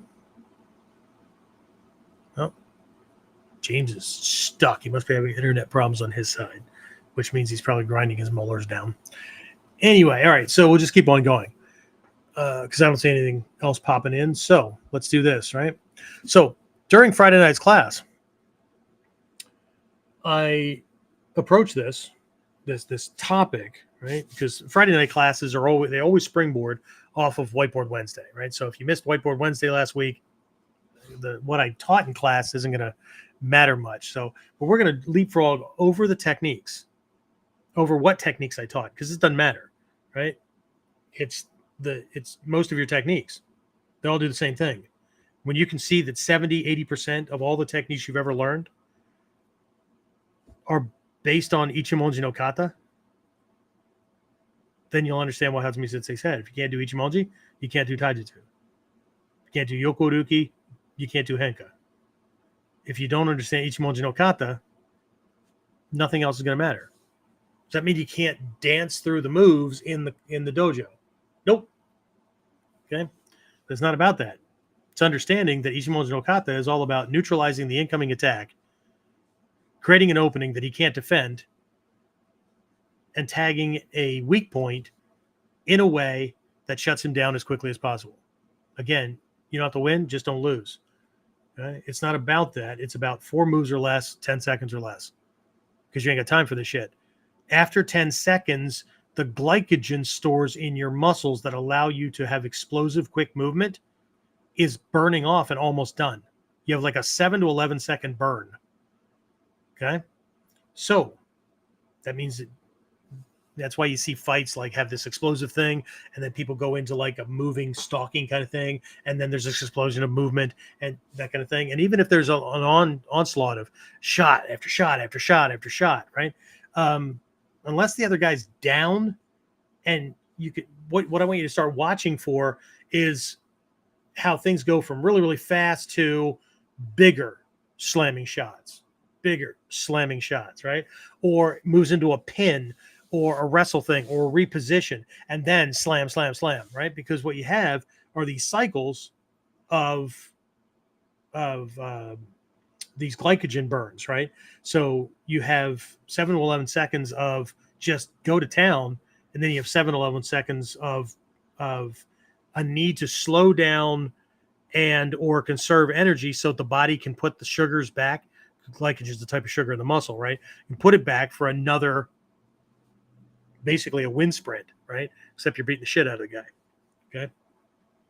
So, but if you know what you're looking for, you can see this. And this is another area of understanding Shimpo, right? Gokoryu Happo, right? Shimpo, understanding how the body works and how it functions. Because if you can sync your glycogen bursts with his downtime, right? His holding pattern as the body's trying to replenish it, and you can conserve things and go into defensive mode while he's exploding forward, right? And not look like 2 6-year-olds in a sandbox slap fighting, right? Then you stand a better chance of making things happen more effectively, right? Your ability to manage, there's another Tai Sabaki thing, right? This is internal Tai Sabaki, body management, right? Managing the glycogen burn, managing the breathing, managing muscle contraction, right? If he's got a hold of you, right? Relaxing everything that is not necessary for neutralizing what he's doing in the moment, right? Those kind of things. So here's what I told everybody, or the question I asked, right? Didn't matter if they were live in class or virtual. Well, because technically they were all live, right? Some were just virtual and some were actually in the dojo, right? The question was, what is this technique, or what is this move within the technique? Any one of them, right? From Kamai to Uke Nagash to whatever.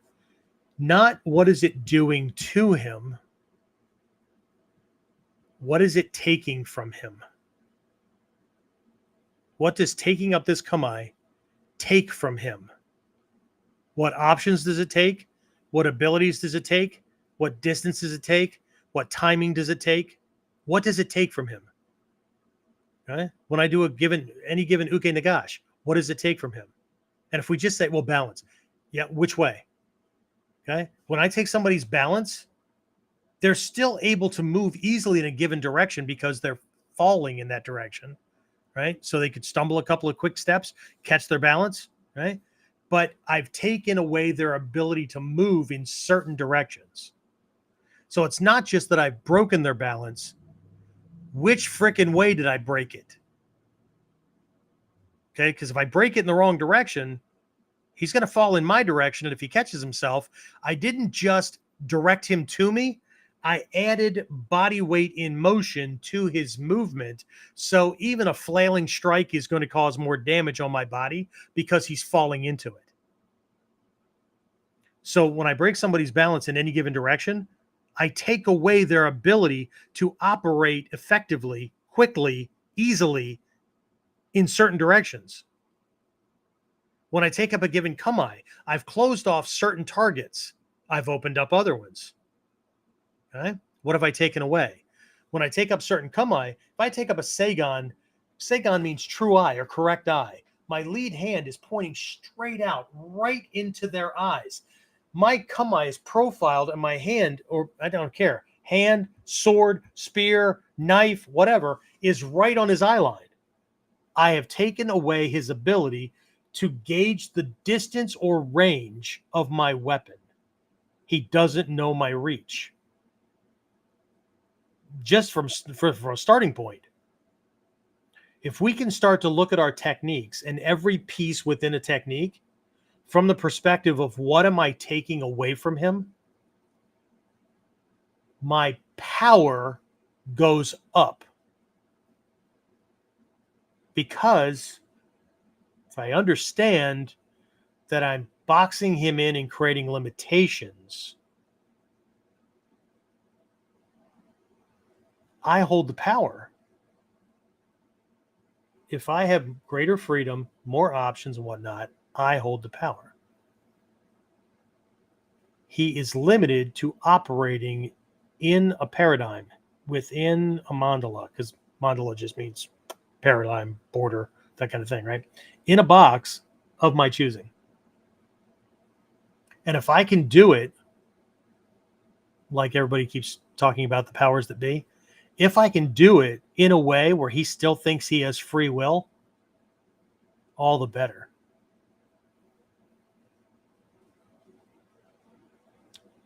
There's an old saying, I think it was an Asian philosopher, Rumi, something like that, right? Who said, no one is so hopelessly caged as the one who believes that they are free. And I believe it was the same philosopher, but it might have been someone else, who also said that even a cage or prison walls cannot control a spirit who is completely free.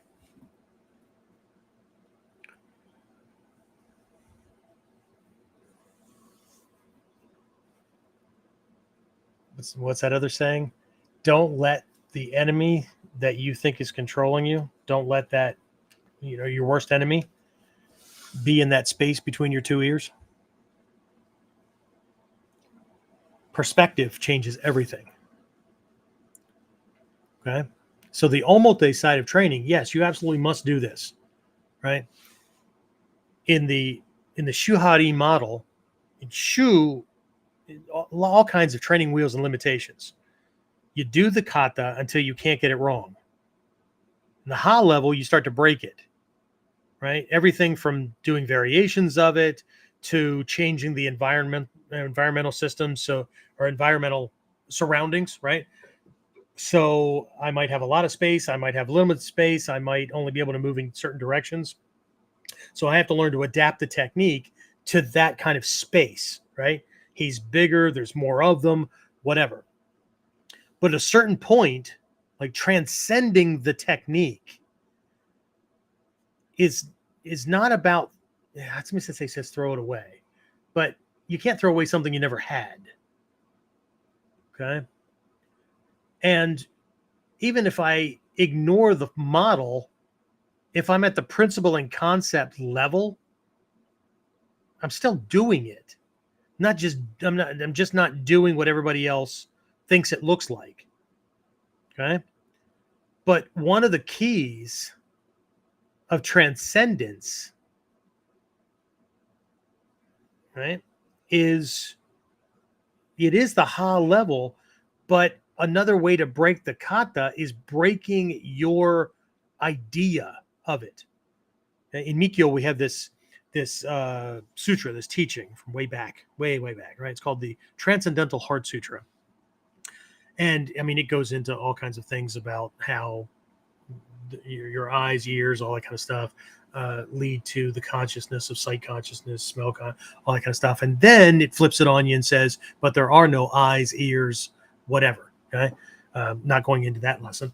But at the end of this thing, there is a mantra that simply translates to gone, gone, gone beyond enlightenment. What that points to is that you have gone so far beyond what you currently believed enlightenment to be that you don't even use the term anymore, because to use it would limit you, would throw you right back into the same mess.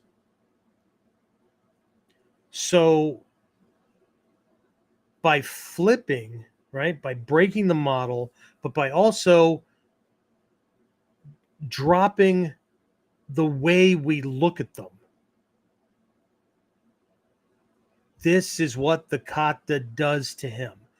This is what I'm doing to his arm when I do an uke nagash. This is why I'm chopping on his neck. I mentioned this earlier, right? The omote shuto to the neck is a kill shot. What am I taking from him? His life. His ability to operate the machine. Right? But as soon as I flip that and come at it from a different direction, and I break my own perceptual model and look at it from the perception of what am I taking from him, that's a whole different level of control than here's what I'm doing to him to gain control.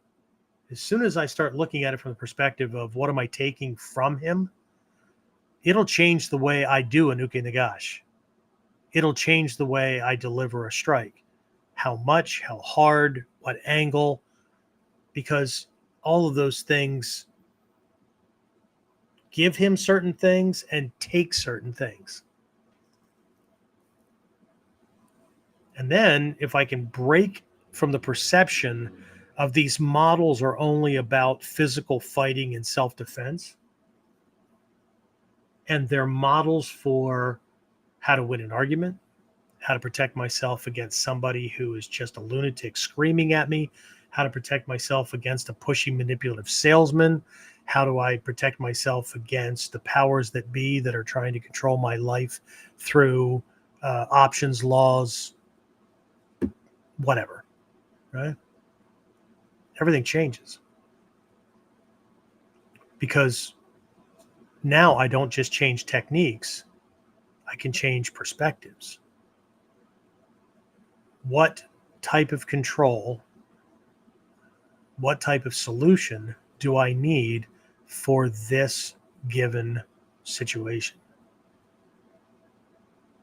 But the big thing here with power, and I'm sure that when, not you guys because you're all enlightened, but I'm sure that when a lot of people read the title, the mind went to hit harder, move faster, be better at your techniques, whatever.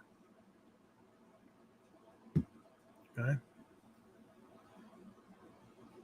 But herein lies a major key that makes Ninjutsu and not shit thrown together because, well, that's what Ninjutsu is. It's just a mixed martial art. Well, it's not that, but that's an obvious kind of thing, right? But if he can see what you're doing, then you're not doing Ninjutsu. Ninjutsu is the art of invisibility, right? Not just smoke screens and shit like that. Right? You can be acting right in front of them and they can't see it coming. because they don't know what they're looking at. All right? What am I taking from them? And I begin taking their control. First tactical strategic lesson I learned in my first class as a white belt coming from a bunch of other martial arts was a ninja takes control from the attacker long before his attacker ever realizes that he or she lost control. What am I taking away from them? What does this move? What does this kamae? What does this angle? What does this strike? What does this pressure point? What does this throw? Whatever. What does a roll? He starts moving in on you and you break right into a forward roll and come up into a kamae pointing at him. What did it take away from him? Well, it took away distance. It took away timing. It also took away his a huge sense of control, or it took away his, depending on who it is and how you did it, it took away maybe his belief that he needed to fight as hard because you're just some stupid monkey that did, what the hell is that for? Right? You just, right? What's that going to do? Okay. Anybody ever practice tripping? Like Charlie Chaplin used to do it, or like circus clowns or whatever, where you're in complete control, but it looks like you just tripped yourself? What would that do to an attacker's mind if instead of looking like the coolest shit on the block, I don't care if it's your neighborhood block or the cell block, I don't care. What would that do to his sensibilities if while you're moving around, you intentionally on purpose looked like you accidentally tripped yourself?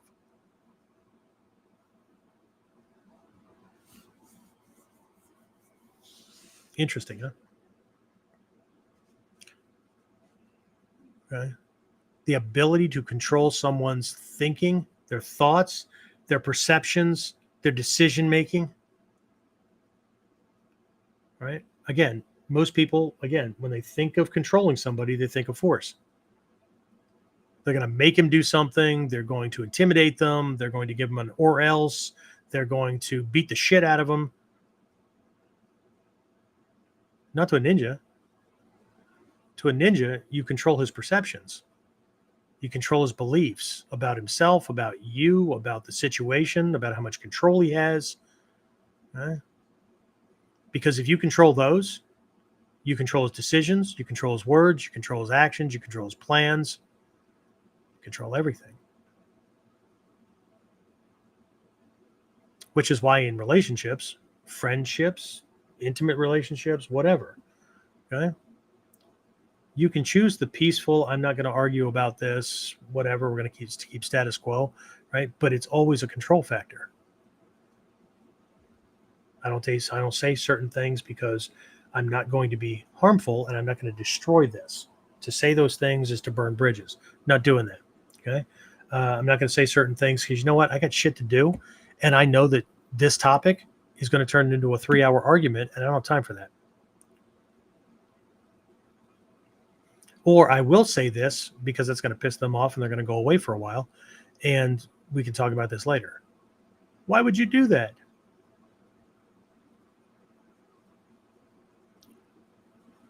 Controlling the situation.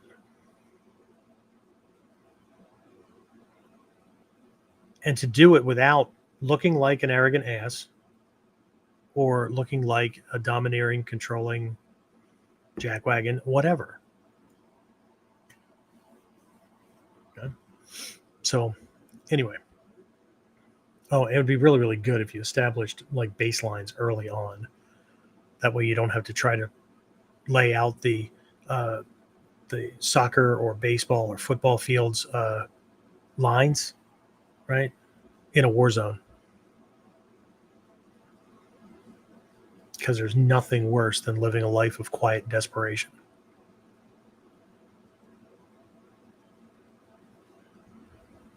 But we can start by controlling ourselves and recognize that we are in control. Always. But I don't have any choices. No, only dead people have no choices. I only have one choice. No. Unless you're a slave. Okay. Find the 3 choices you always have. 3 and 1. You always have at least 3. You need at least 3. Because unless you have at least 3 choices in any given situation, you're not approaching freedom.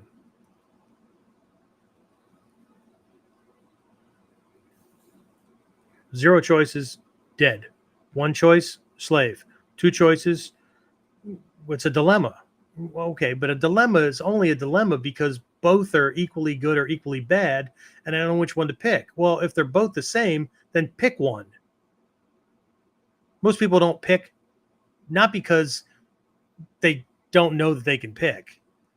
They don't pick because they don't want to be wrong. They're more afraid of being wrong than moving. Well, I'm not going to do this unless I've got all my ducks in a row. Well, then die in place. Okay? Because as soon as I pick one of these, I'll know. As soon as I pick, I'll know the next thing to do, oh, that was wrong. Well, I can't go back. No, but you can now pick the other one. Right? It's one of the things that my teachers taught me a long time ago.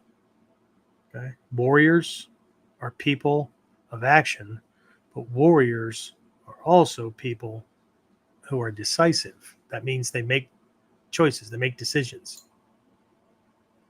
Okay? There may not be a good one. Pick one. You'll know what to do next. Just like if you get stuck in a technique and you don't know what to do next, the most powerful thing you can do is go to kamae. And I don't care if you have to roll there, leap there, step there, whatever, go to kamae. You will instantly know what to do next because you've been in those kamae hundreds of times before. The answer to not knowing what to do next is to go to a position or posture or state that you've been in before. 1, you're safe for a second. 2, you'll instantly know what to do next because you've been there before.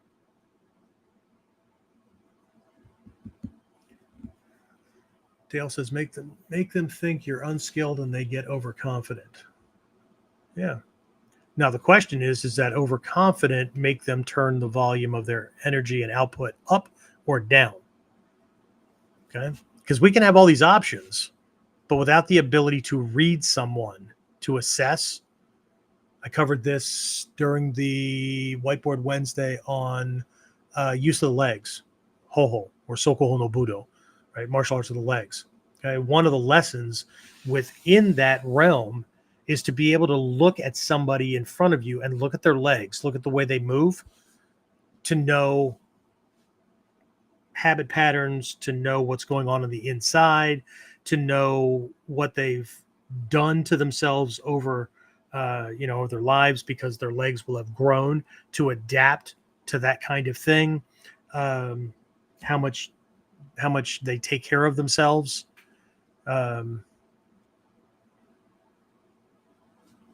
Okay.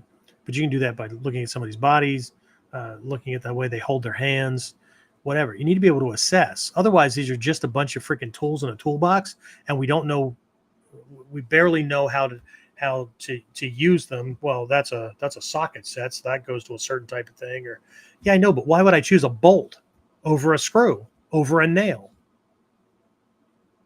Choosing the tool is kind of on the back end, because each of these things, while they look similar and they're all fasteners, they're used for different types of projects, for holding different weights, different to hold things together. They hold things together, but why one over the other? Right? Okay. Again, the omote side is learn as many lessons as possible, learn all the tricks. But what about the invisible skills? Like starting off with assessment. Okay. If I try this against him and it doesn't work, the average person, martial artist or not, will just try harder. Or, well, there's certain personality types that'll just fucking give up. Okay? But what I should step back and be doing is adding that to my information about him. Number one skill of a ninja is what? Information gathering. Okay. So, anyway, power. Okay. All right. Questions, comments. Let's see. Dale says, in breaking the idea, does that imply that one movement in kata can have many techniques, like a downward block can also be a standing armbar?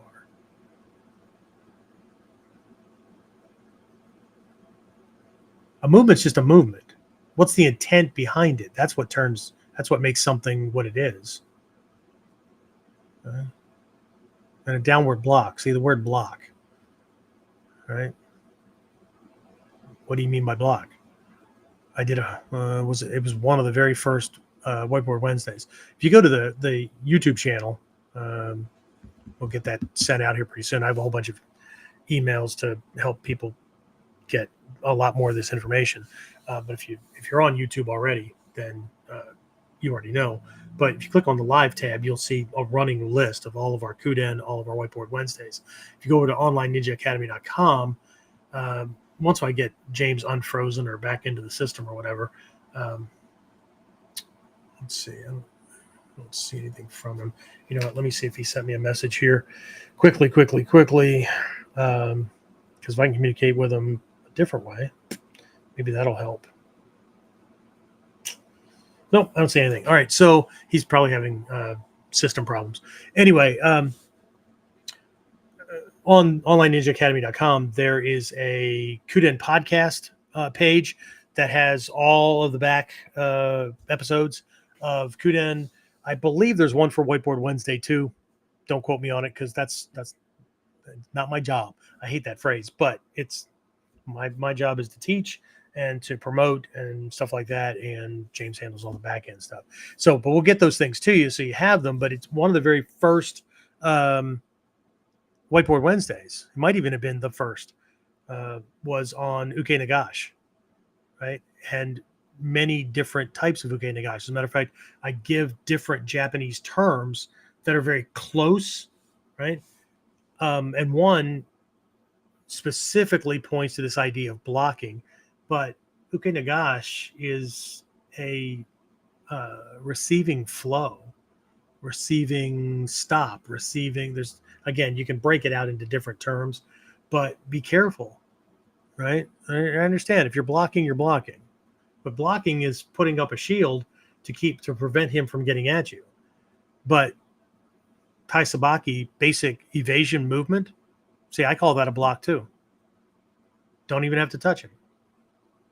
But my definition of a block is to neutralize the force of his attack and to keep him from landing his shot. How many different ways can I do that? Evasion to me is a block. But I'm going to be punching him at the same time because I'm not a conventional blocking. It's not that we don't teach that. Teach that in Mod 1 because no matter what somebody's level is or whatever, if I don't have the space to move or the time to move, I have to get something in there. But if that's all I do, then I'm tying up a limb that I could use in a different way. That's power, right? Okay, it's like doing a, like swatting Counter-Strike, Gyokoryu, right? Okay. So range has a lot to do with that. Okay. If I'm at long range, I'm going to make contact at the wrist watch, the inside of the wrist, right? That's actually the secondary target in Gyokoryu because Gyokoryu is close range, right? Primary target's up here at this Hoshi point at the fold of the elbow or the crook of the elbow on the side, right? There are points on the outside, same. They're just different in Gyokoryu. While you can expand it in today's world, traditionally you would be contacting these things a certain way because of the armor that would be in the way, right? And then if we understand armor implications, I love it when people go, well, we wouldn't. Why would you do that today, man? Nobody wears armor. Nobody carries a sword. Okay, so does that mean that there's never any kind of conditions? Like I should not take into account the guy that has a studded freaking gauntlet or wristband on because he's a biker or goth or whatever. It's kind of like armor, dude. Or he's not wearing a parka or whatever. So I'm not going to make different decisions because just because the armor doesn't look like it did in freaking 12th century Japan or 16th century Japan doesn't mean it's not fucking armor. Or I shouldn't see it as armor. Okay. One of the biggest things that people get trapped by is what it looks like. Okay? Assessment skills, right, is just another one of those invisible skills. It gives you way more power. Okay? Anyway, right. So again, I don't say anything from James, so I'm assuming that he's out of things. So let's do this. Let's wrap this up. Right. Last minute questions, comments, anything. I'm manning the chat thing here. So if you pop anything in there, I'll answer it while I'm waiting for things to come in. Don't forget, we will be releasing relaunching Mod 3 again, right? It's we have 5 modules from white belt to black belt. I know we don't do it like everybody else does it, but we also cover shit that nobody else is covering. Right? Here's a for instance. I had somebody I had posted in the final days or the final day or whatever about the Goshinbo program that we were covering or that I was teaching and leading some students through. And there's a certain price on that. Okay. And yeah, I understand it's not cheap, but somebody piped up and said, why would I pay that when I can get it from this group over here for $97? Okay. So 1/4 of what the price was after people missed the early entry kind of thing. And I said, I don't know anything about their program. Okay. But if it's a standalone program, you just sign up for it and get it. I don't know. I'm charging for not just the information.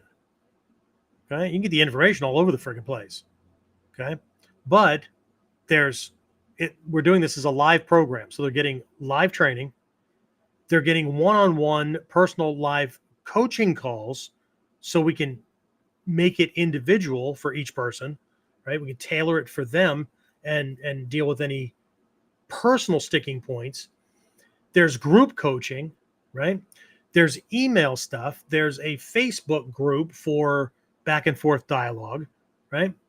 And I'm covering this from the perspective of people who want to get involved in Mikyo. And since the Goshinbo is step 2 of the first stage of Mikyo training has 4 stages. The first one is known as the Juhachi Do. Basically, it's the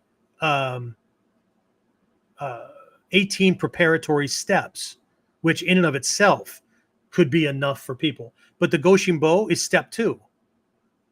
So this is not just for people who want to learn something because they're afraid they're going to miss out or something else that they're going to treat half-assed like they do most of the things that they do. It's not about that, right? So if somebody wants a standalone program, go find a standalone program. Eventually, this will be a standalone program when it's all done. And who knows? It might be 97, 197, whatever, because the coaching won't be there. The personalization won't be there, right? And there's going to be a bunch of other stuff not there as well, right? It's the same thing with the module relaunches when I take people through them, right? Jared's in mod 2 at this point. He's been through mod 1. There's a bunch of folks that have been through these different things, right? So there's Zoom classes during regular class time at the dojo, group coaching, all kinds of stuff that goes with this stuff. Then we'll put it back into the thing where it'll be less, but there's going to be a bunch of stuff they're not getting. Okay. Do it yourself. Do it yourself is do it yourself. Okay. But if you're being guided by a teacher, I mean, think about how much you'd pay if you were in Japan. where classes are the equivalent of $35 US per class when the yen is about equal. Okay, a yen is equal to about a cent. Well, now, shit, if you're in Japan, classes are what, $20, $22.50, give or take, because the yen is 158 to $1. Holy shit, that's a 50%. I know. So maybe classes are like what? Yeah, about $20, right? So, so it'd be different, right? But there was one year that I had to opt out of going to Japan because $35 classes, based on conversion rate, would have been $60. Ask Hiroshi Whistler. He still went that year. That was an expensive trip. Anyway, right? So, but if you were paying a la carte like you do in Japan and paid $25 to $35 for every class that you went to, how much training would you get? I think my classes are a freaking steal, given that there's what? It's an hour and a half to 2 hours per class across 16 or 10 or whatever, plus all the extra shit that I throw in, right? Because I guarantee you go to Japan, you do a group class with Hatsumi Sensei, and it's 3,500 yen, give or take $35, right? You don't get extra one-on-one time with him. You don't get extra anything, right? Fucking figure it out for yourself, or find a Shidoshi that can help you out, or a Shihan that can help you out. Okay, so I don't have I have no misgivings for what I charge for classes, but there's also some folks though that look, if you want it and it's fair for both of us, open up a dialogue. Either have something in trade that makes it valuable for both of us and worth it for both of us, or tell me what you need, and I'll tell you what I'm willing to do. Okay? Because I have a family to support and a dojo to keep open. So, anyway, it is what it is. Okay? And since I don't have a need for an uchi deshi running around my house, that would make my wife would be like, not no, but hell no. Well, that's not an option.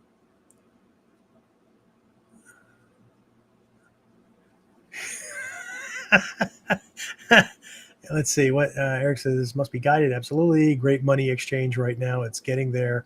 That's way up right now. Yeah, it is way up there. Holy crap. But you know what? As soon as they figure out their shit and get it all together, it'll equalize. It'll absolutely equalize. Okay. Eric says you might get a drawing. The training is in the back around the corner. Hint, hint, nudge, nudge. Yeah, go see Guido in the back. He'll give you a lesson. Anyway. So again, this goes back to something I said at the very beginning when I was talking business and the dojo and promoting the dojo, right? It's time or money, right? If you don't have the money, then you got to put in the time. You got to do something to make up for it. To predict, you need this. This is not about liking it or not liking it. It's required. Okay. So if I don't have the money to run ads, then I got to do the work and put in the time to be promoting things that way, right? If I don't have the time, then I better come up with the freaking money to run the ads. Otherwise, the message isn't getting out to get students. I'm not running a training group out of my freaking garage in the back, and I'm okay whether one student shows up or not, right? The rent is $2,700 a month. So we can have a nice place for people to train. And I can be running all this freaking internet stuff and whatever. That's just rent. Okay. So, and this is not woe is me. It's not about that kind of thing. Do you take chickens? Shut up, man. Like doctors of old. Now, see, I didn't think doctors of old. I thought of, what was that freaking movie with Dolly Parton and Burt Reynolds? It's about a real place. The Chicken Ranch, right? It's about a whorehouse in Texas. way, way back in the day, right? During the Depression, they took pigs and chickens and all kinds of stuff because a girl's got to eat, right?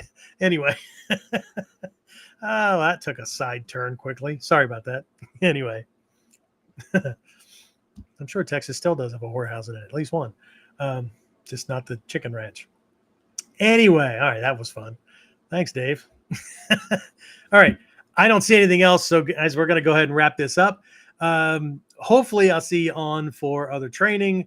not just this, right? I don't know what the theme is for Whiteboard Wednesday. I'll be putting that out tomorrow. But otherwise, yeah, stay with us. Things will just keep going. And hopefully I'll see you again. All right. That's it. Get more of KUDEN Radio. Subscribe through your favorite podcasting site or join our clan of serious modern warriors at onlineninjaacademy.com.